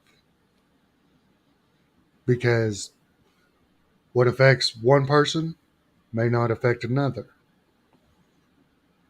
You Okay. know, and things can go awry. That's why it's a side effect. Right? Correct. Okay. Science is not 100% accurate 100% of the time. Any researcher will tell you that. No, it But if isn't, you but can, go on. even in our judicial process, our civil hearings, you only have to have what, 51% of I'm not sure. you know what I mean? That might vary from jurisdiction to jurisdiction. But there is a certain percentage where you have to prove. Yes. I mean, what would be an acceptable percentage then, as far as abortion goes, to prove when life starts, knowing that there are Well, side no, effects? see, that's just it. We don't leave it up to a jury to decide when life starts. That's not what I'm saying. No, what I'm no, what I'm saying is you can't have an absolute. No, you can't. I I mean, actually see here's this is great. I agree with you. We can't have an absolute. There right, are no absolutes. exactly. I mean, even a perpetual motion machine will come to a stop Yes, it will. because of But Newton's let's third not get law of off into motion. that field of weeds. Um, But my point is that what percentage can we safely say in order for it to be right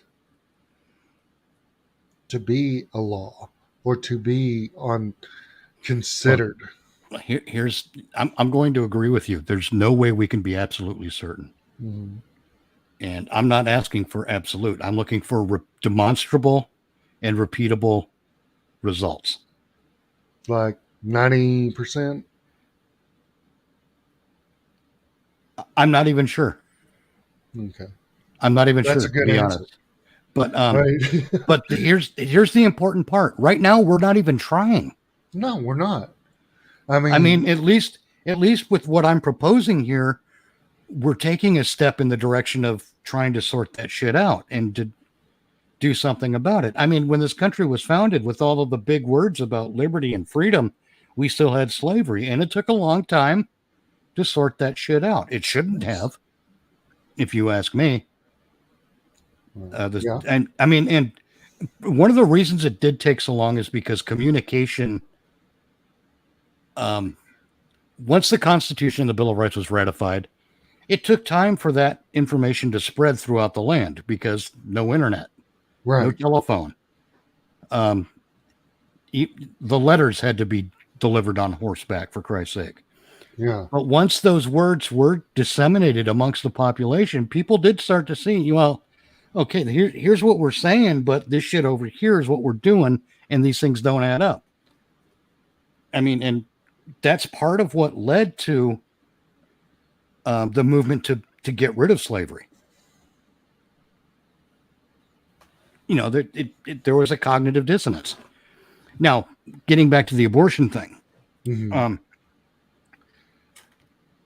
at least if we're trying, then we're moving in a direction where we can learn things, and it's beginning a process that we can improve over time as our knowledge expands.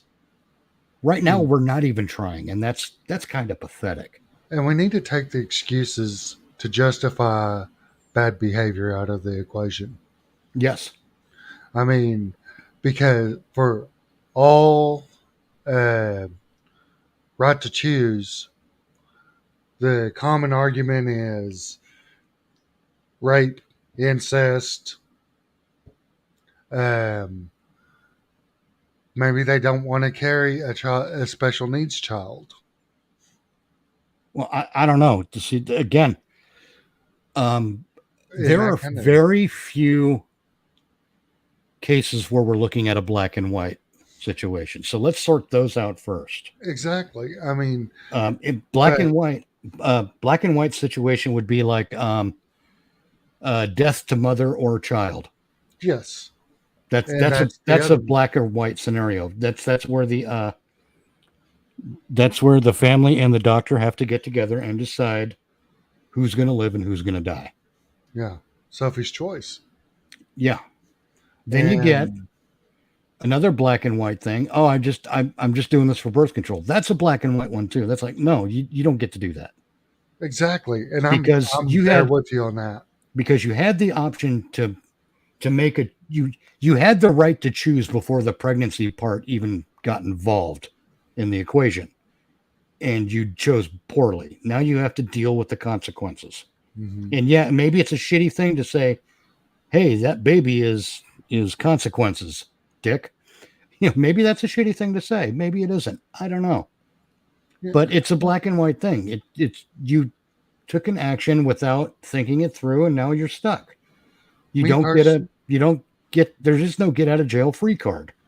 and I agree with you on that. And as far as me personally goes, if a woman knows she can become pregnant because of sex, Yep. they make. We are in the modern age. They can put a shot in your arm. They can put a patch on your, or you can put a little sticker Yep. on your Women pelvis area. You women can have like wear a 58 ring. different kinds of birth control options. Yeah, Men have two: exactly. abstinence and a condom. And one of those is an absolute. Yeah. And You I know, guarantee you you want to solve a lot of these issues about abortions and unwanted pregnancies. figure out an easily reversible birth control method for men, like a male birth control pill, Oh, that and would be awesome. you will see the number go down drastically and probably in about a year, Exactly. You know, because men do not,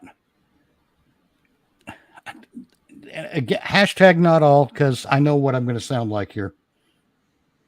Men are not known for trying to trick, or rather, not trick. Men are not known for trying to trap a woman into a relationship using pregnancy. oh no, Women do that. Hashtag not all, but there are women who do that. exactly. Now, this is how I would trap a woman into a relationship. All I need is 3 pillows.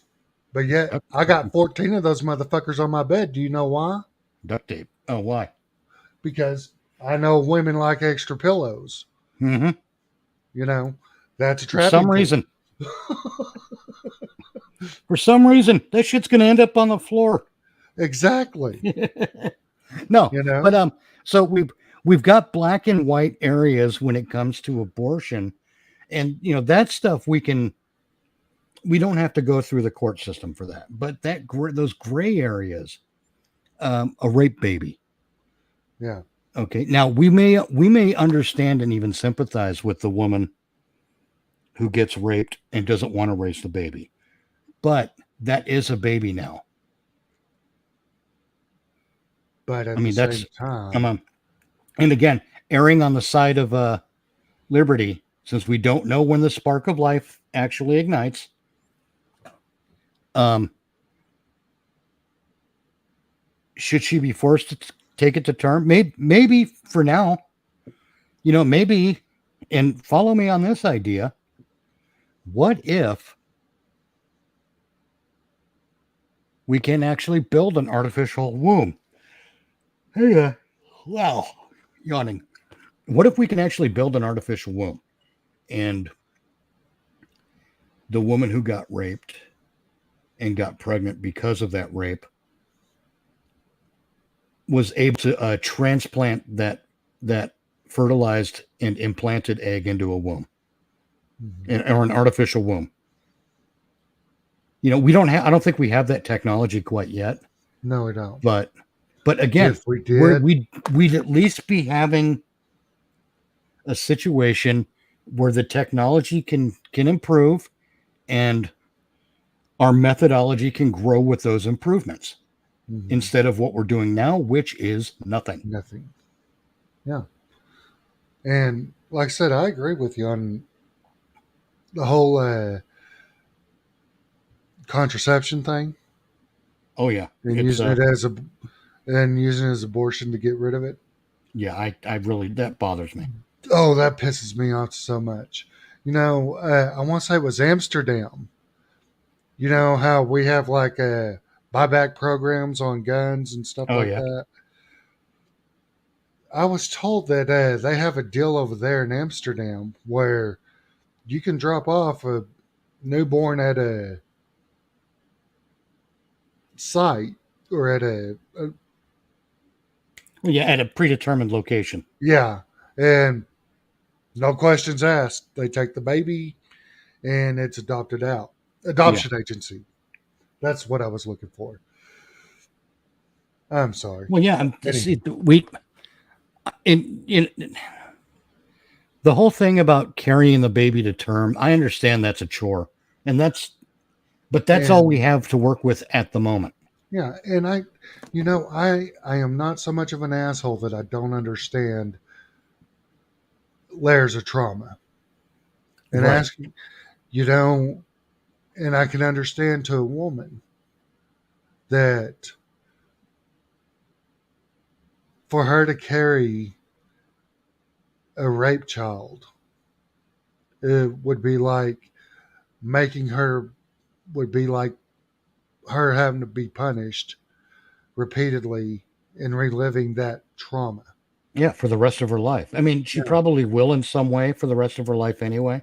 Right. But then having little Timmy, that's just adding insult to injury in a way. Exactly. So And I'm not unsympathetic to that. and hashtag some, but not all, Right. because I have anecdotal evidence on this. I have a cousin. But again, that's a gray area, isn't it? Exactly. But my aunt was able to separate that and raised a child. And she is smarter than hell, Right on. you know, and good on her for doing that, you know. But Uh, Neil wrote, I believe once the egg is fertilized, the process of a human being has started. It has, but there are other steps to go through.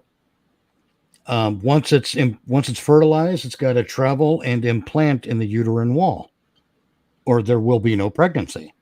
uh, and then And sometimes that fertilized egg gets stuck in the tube, and yep, I mean then it's detrimental. there's all kinds of different steps that happen. Some people say heartbeat. Some people say when there's brain activity. But then you got to ask, well, since all the brain activity doesn't happen at once and it's only some, which part of the brain activity do we count? Do we count the part that receives signals from the optic nerve, or Uh, do we do the one that can perceive things artistically? I mean, which part do we measure? well, then you can also make that same argument for when is it safe to pull the plug, Yeah, you know. and pulling the plug, euthanasia is a way different issue because we're talking about different things that can lead to that. Here we go again. Yeah, there's so many more different things that can lead to that decision. Exactly, but if you're using brain activity Yeah, it's one measure. as a measure, Yeah, but it can't be the measure. right. I mean, if you've got, I mean, you're going to have doctors out there that are more empathetic towards abortion than pro life. Right. I mean, depending on the doctor, it's like taking your car to a garage. You got to find a trusted one, Yes. you know, where, hey, all I need is an oil change. And they come back and say, oh, by the way, you also need a new transmission. X, Y, and Z is going on, and da da da da da da da. You know what I mean? Right. So we also got to eliminate that Well, yeah. That's aspect what I mean. too. If we have if we can isolate those situations that are black and white, we can have kind of like a blanket rule for What would they? those Then situations. The gray areas we adjudicate, and and it's on the individual merits of the case until such time as if we could figure out, okay, let's just play with a dumb idea here. Let's say the spark of life ignites somewhere between 5 and 30 minutes after the fertilized egg is implanted in the uterine wall. mm, Let's, let's just play with that idea. okay, Now, that assumes that we have a way to measure that spark, mm-hmm. correct? So Okay, let's say we're waving the magic spark measuring device, and we're at what did I say, 5 to 30 minutes. yes, Let's say we're at 29 minutes, and there's no spark yet. okay. Okay, well, nothing's happening yet. Does that mean at 30 minutes we stop trying to find it, or because I would assume we might say 5 to 30 minutes, but there's going to be those outside cases where it's like 33 45 minutes. minutes. It's going to be 33 minutes, not 30. It's, oh shit, well, we almost had it. So, yeah, we'd probably, at that stage, we'd probably be like, okay, if the spark of life is supposed to ignite at 5 to 30 minutes after implantation, then let's wave the wand for an hour, just to make sure. Mm-hmm. You know, and I could deal with that. That would be if there's no spark after an hour, abort it. Exactly. Pull the growing clump of cells out because it might actually be a cancer or a tumor or something else. Right. Because it's certainly not a human life. And I think that we could all agree with something like that. Yeah. But But the thing is, before we you, don't have that magic wand. exactly. We need that. And, you know, it's going And to take time to develop it. And I don't, to my knowledge, I don't go and look into this stuff, but you never hear about anyone trying to develop something like that, do you? no, you don't, because it's easier to complain about the problem than it is to fix it. Right. I mean, I don't think that's unreasonable. I mean, I know, I recognize and I sympathize with the fact that it's going to be a burden on, on the woman who has to carry the baby to term. mhm. I understand that. And I sympathize with that. And it sucks. But that doesn't mean that you get to kill somebody, murder someone. No. And speaking of murdering somebody and all that, did you see the deal that Anna Navarro did on CNN? No, I might have heard about it. Oh, she shot herself in the foot big time over this abortion issue. She started calling out her own family members as Oh, to they had special needs and all that, that they went through hell and da da da da da. Sometimes they wish they could commit suicide, and all because they didn't want to have an abortion. I'm assuming that either her family or other people wrote back about, you know, I have my kid has Down syndrome and I absolutely love that little fucker. Yeah, And and that's stories what like that. yeah, and that's what Fox was calling out. It was oh, what's her Trump? One of the Trump siblings, Ivana, or no? Um, it was. what is her I name? think it's the one that's married to one of the Trumps. Yeah. She has a show on Fox on Saturdays, and that's the point that her and her panel were making on that Fox show. Is that my nephew? He's autistic, and we're talking like he didn't learn to go to the bathroom until he was 22 years old. Okay, they finally got Mm-hmm. him out of diapers at 22 years old. Groovy. So yeah, that's an accomplishment. I Yeah. mean, that little boy's been through hell. I mean, And I actually used to work and coach special needs people. Not they weren't children, they were adults. yeah, Or late teens into adulthood, let's say that. You know, so that they could learn skills and function in a real job. right.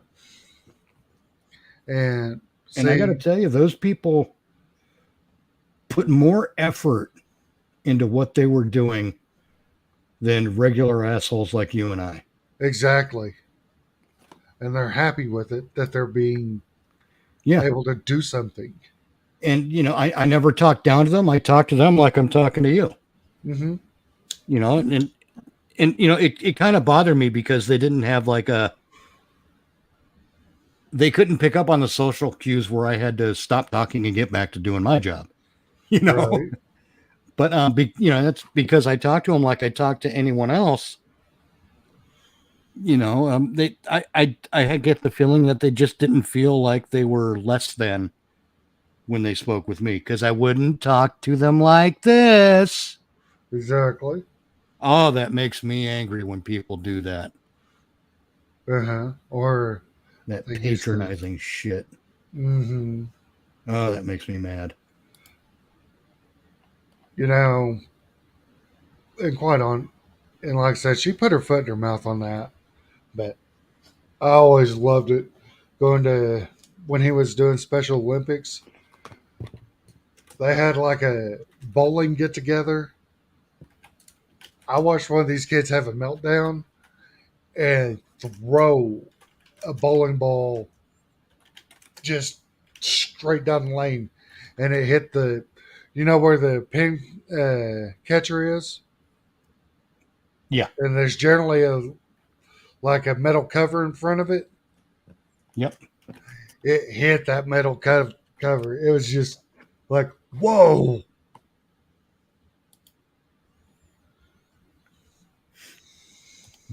But yeah, God. Anna Navarro is not what I would call a model of decent humanity. No, no, not at all. And she got ripped on that Fox show that I was telling you about. Oh I'm yeah. going, this is, you're crossing into eugenics there, Yep. and Well, that's conflating beyond issues. eugenics. That's bioethics. Bioethics is essentially the idea that if you have a child with a defect, you kill the child. Yeah, That's just it's a branch of eugenics, certainly, but it's in many ways worse. yeah. It's like the worst part of eugenics. Yeah. I mean, for my sister, it wasn't a choice, Right. you know, but for some that are, because, you have some people out there that can't handle it, Right. and they know the hill that they're going to have to hoe. Yep. I can understand it. I don't like it, but I can understand it. Does that make sense? Yeah. And it's like on a lot of things. Well, yeah, That goes back to tolerance. you know, we can be of two minds about something. yeah, That's actually part of the human condition. That means that we are weighing things and trying to sort out the right and wrong, and we're actually considering uh, the facts. These people who bounce around holding up their signs like they actually have the answer, they don't. no, they're just That's why trying to I fight. yeah, they just want to piss and moan or something else, or Yeah. impose themselves upon everyone else. And that's one of the reasons I don't propose. Going back to the damn book again, I don't propose. Arthur and I don't propose that we have the answers. We propose that we have ideas that are worth talking about. Hmm. Because the second we say we have our answers, we wind up in that televangelist kind of territory. Well, You you end know, up in a fence. in what? In a fence. Yeah. You're surrounded by that ideal alone. Yep. And I think that's a lot of the problem with modern day liberals. They don't, they're rebels without a clue Yeah. and a cause. Wait, did you ever seen that? This was a gal protesting something, trying her damnedest to light an American flag on fire. Which, by the way, I don't care if people do that. That's a free speech issue to me. And besides, it's they went out, they bought it, they paid for it. So when they're like, "Ha ha, I'm burning your flag," I'm like, "No, you're burning your flag, Yeah, you're burning idiot." your money. But Yeah, moron. But anyway, I understand the symbology behind it. well, again, I'm going to go back to George Carlin. George Carlin nailed it. He said the American flag, well, not just the American flag, but flags in general are a symbol, and I tend to leave symbols to the symbol minded. Hmm. And I agree with that. I'm more concerned about what the Constitution says Yeah, and how we deal with the concept of expanding liberty, because we don't really expand it anymore. We continue to find ways to limit it, and I that bothers me. exactly. And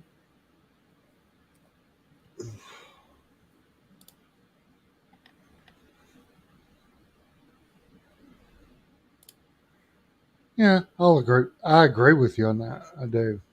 I forgot what I And did. I forgot what I just said. Oh, symbols. Yeah, yes, symbols. and I don't you care also for said, symbols. I mean, I like the American flag. I'm all for it. "Oh, But we've got the most awesome flag ever." I mean, it's not boring. no, it's not. I And mean, there's so many layers and details to it. yeah, I But there mean, might be other flags, and I just don't know because I don't care. Those are not my countries. This one is. exactly. But They kind of sound like I'm that a with me. fan of the American flag. I respect the symbology, but I'm not going to wet myself because someone else doesn't. That's their choice.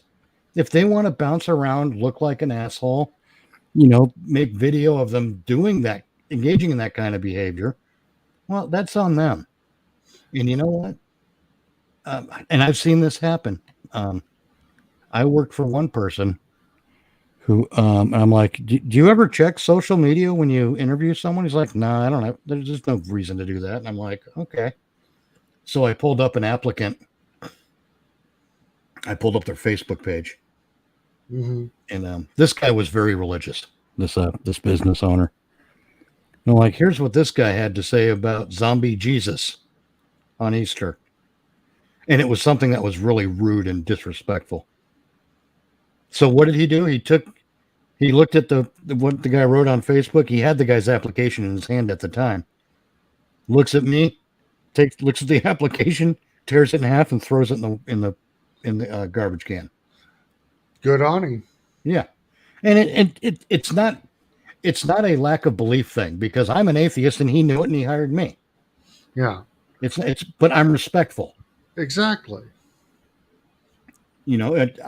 It's not my place to decide for him, and I'm fine with that. I'm not going to try to convince him out of it. But it's the difference between being a dick and not being a dick. If you're out there burning the flag, you're being a dick, and you're posting it on the internet for the whole world to see, and someone's going to see it and say, you know what, I don't want that dick anywhere near my business, Exactly. and I'm going to be like, yee-haw. That's what you get. That's what living well is the best revenge. All you have to do is sit and wait. You don't have to get into a fight over it. All you have to do is sit and wait and watch. Yeah. I And, mean, and someone's going to step on their own dick who deserves it. And you get to go, maybe you can help me settle something. oh, maybe. I've been mulling over something. Hit me. And well, it is kind of personal, but I'll share it. And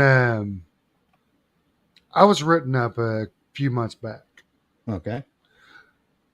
and we talked about it the day before the write up, before they had it all on paper. Okay. They were hitting that 3 day mark, the time limit that they have to write somebody up. Oh, So it okay. was Yeah. done on the last day. The paperwork was filed. I got my paperwork that day. And yeah. So, anywho, since then, little things have happened. Like, I'll go to my cleaning closet and I'll have a ringer that's broke. It's not the same equipment that I had there the day before. Like a mop ringer. Yeah, Okay. I'm a custodian. Okay. Or I'll go to use a vacuum, not the same vacuum I had the day before or a week before, and it doesn't pick up half as well. They're leaving broken equipment in my closet. Or I know damn well that I cleaned an area, emptied, changed the liner, emptied the trash, and I have a supervisor come back and says, "You missed the trash over here." And it's his fucking snack wrappers in that trash can. I'm kind of the mind that I'm being set up to fail. Okay, who has access to your closet? Everybody has access to it. Okay, so We don't, it's not like a private locker situation right. or a okay, yeah. Anybody that has a key to it can get into it. All right. Now, my whole, maybe I'm internalizing, maybe I'm not. Well, let me ask you this: the write-up you received, without giving away too much. Hmm. And again, this is what I'm talking about. This is me adjudicating it. You Yeah, know, yeah. I have to know And some things before I come to a conclusion. Um, what was I going to ask? Holy shit! what did I Oh, do? Or what well, was I well, accused of doing? what were you accused of doing, and or was the write-up legitimate in the first place? Yes and no. Okay, can you expand upon that? Because we're getting into areas where you may have to reveal something, and I don't know what you want to Oh, reveal. I'll reveal it. I mean, um, I was told that I didn't vacuum enough, Okay. and honestly, there are areas that are not being used, and or that are rarely used. So if there was like big pieces of paper on the floor or whatever, I'd sweep it up, but I wouldn't Okay. vacuum. I would go to the areas that were used regularly and vacuum, but I was leaving out places that to save time. Okay. So yeah, I'll accept that one. But then it got into other things that I didn't do, you know, that I was disrespectful and all that. In my professional life, I know what a chain of command is, Okay. and I know how to act, and I do act. I'm opinionated outside of work, All but I'm right. pretty much a yes, I'll get it done. I'll get to it. I'll do this, that, and the other.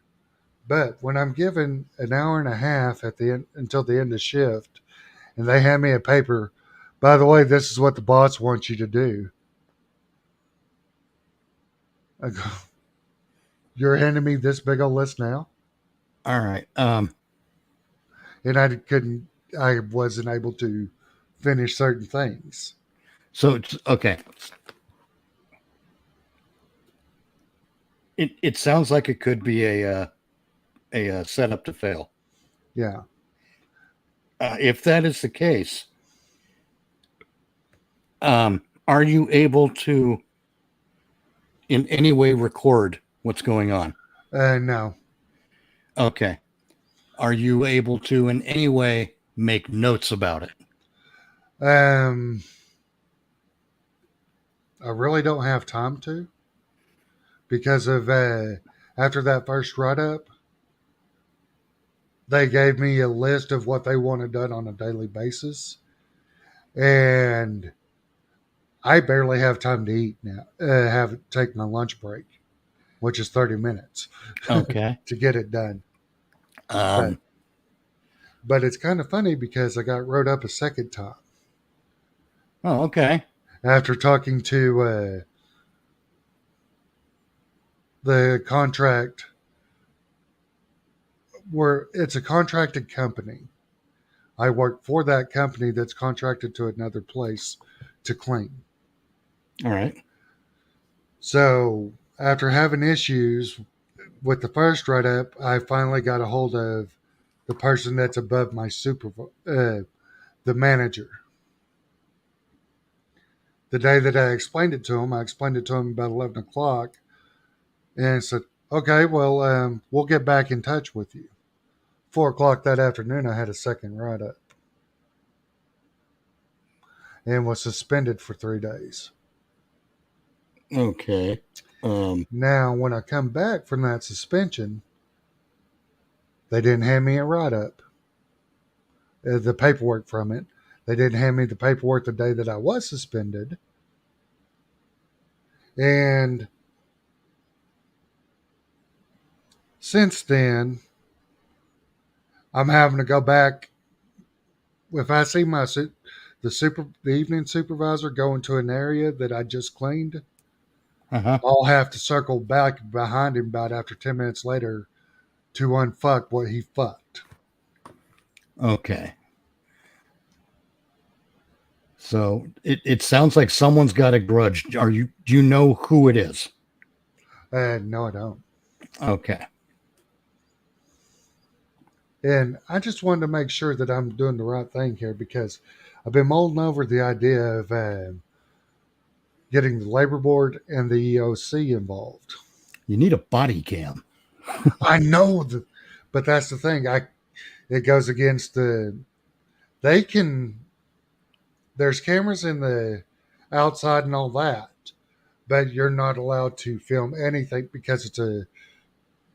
Well, I can't really go into what it Oh, is. yeah, that's fine. It's just that. It's just not. It's not it's a security issue. Yes, it's a security issue. That's all I need to know. Yeah, Um. and what I'm, you know, I've never been treated like this in any job I've ever had. So this is kind of a new territory for me. Do I go through the whole thing with the EOC and labor board and ADA?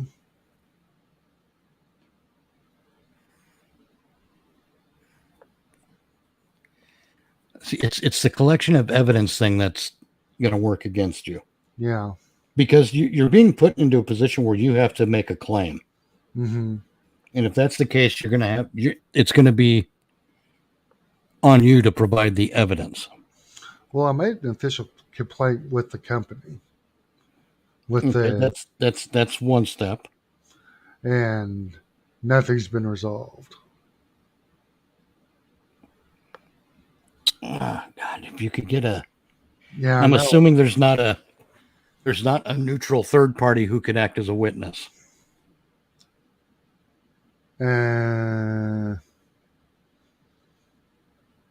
Security. They see what's being done and what isn't being done and who's doing what. But, you know, Other option would be to get the employer to sign a declaration of intent, but that's going to be fucking difficult.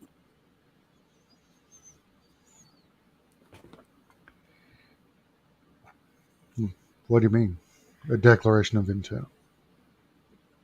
Well, if you confront them and get them to no, even then that's not going to work so well. Never mind. Forget about No, that. because they know if they were being sneaky about it to begin with, there's no way in hell that they're going to say, yeah, we're doing this. Right. I mean, that's like Amber Heard saying, Yeah, exactly. type evidence of, go ahead and tell everybody that I hit you. You know? Oh man. See, this is why you need to be able to get photographs or video or something. I know. Like Because if I take video and I store it, then I'm it's a in security possession of breach. company, and I'm also in possession of company property, Yeah. and I'm in violation of my contract.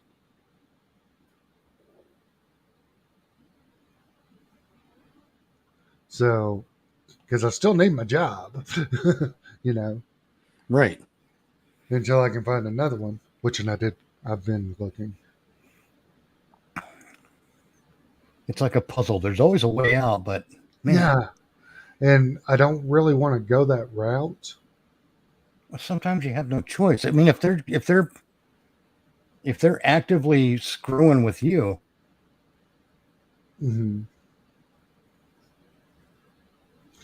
But like I said, I just wanted to get your pulse on things because It's like I'm in my own head about it. Okay, so they haven't provided you with any documentation to sign about the suspension. No, they haven't, and it Press cost them on me. it. And when I say press them on, I don't mean be uh, be loud and angry. I mean just say, hey, is there any documentation I need to sign about that suspension? Yeah, that's the thing. The boss or the manager only stays to write people up or to try and correct bad behavior, quote unquote. But for the Then you most might part, have he's gone before I'm there. you might have to do it on your own time then Yeah, to get in touch with them. What I would recommend, you want to look into whether or not you live in a two-party consent state for audio recording, because if I think, and I'm not sure about this, I don't think it would be a violation of security issues if you only record audio of a hmm, conversation that you were having with your boss about your job performance. right. I mean, unless your job performance is designing the new launch code system, No, which it clearly isn't. no, no, no, no, nothing that But serious. you'll have to check to see if your state is a two-party consent state. You may want to review the company policy about that too. But if you're able to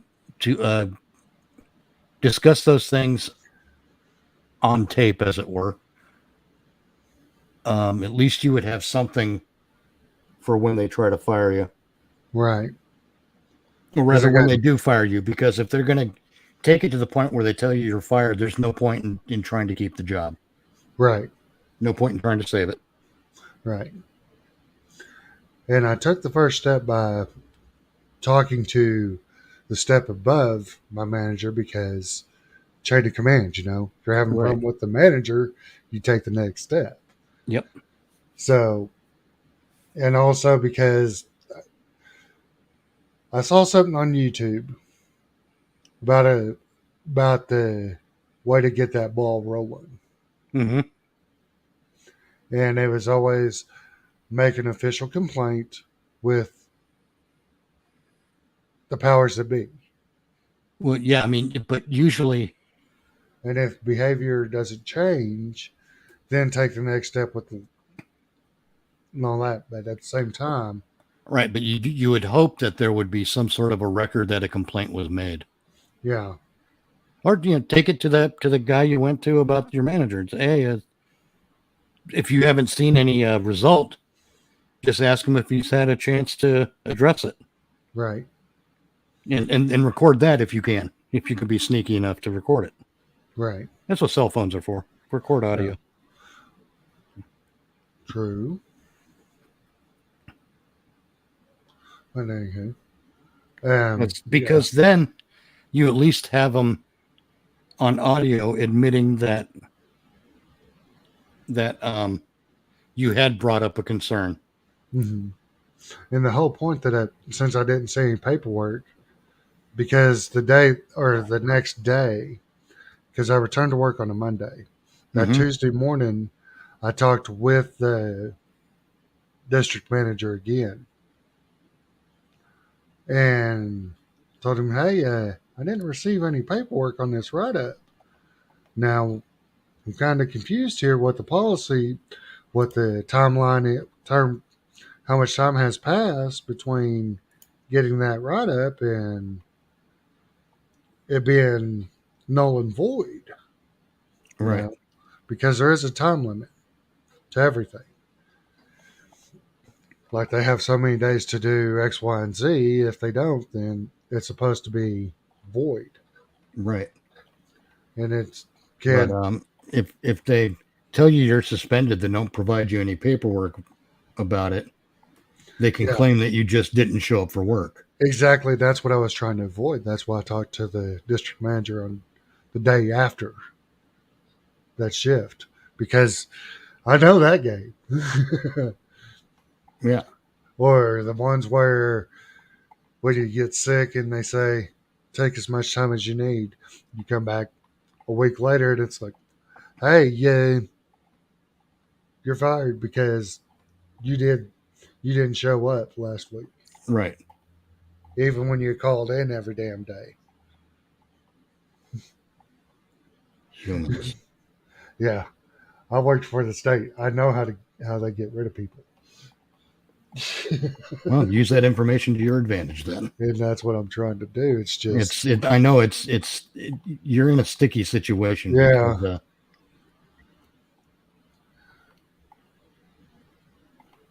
because I mean it's just a pain in the ass. yeah. Neil says that if I have no way of proving it, then I shouldn't proceed. Right.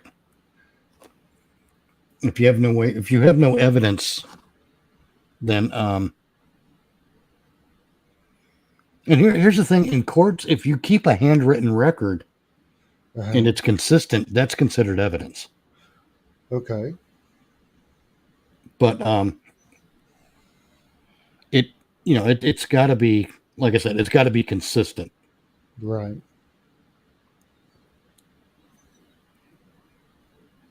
Date, time, Mm-hmm. who you talk to, what you discussed. And yeah, that takes a lot of that can take a lot of time I say record, but to write it all down, that can take a lot of time. Yeah.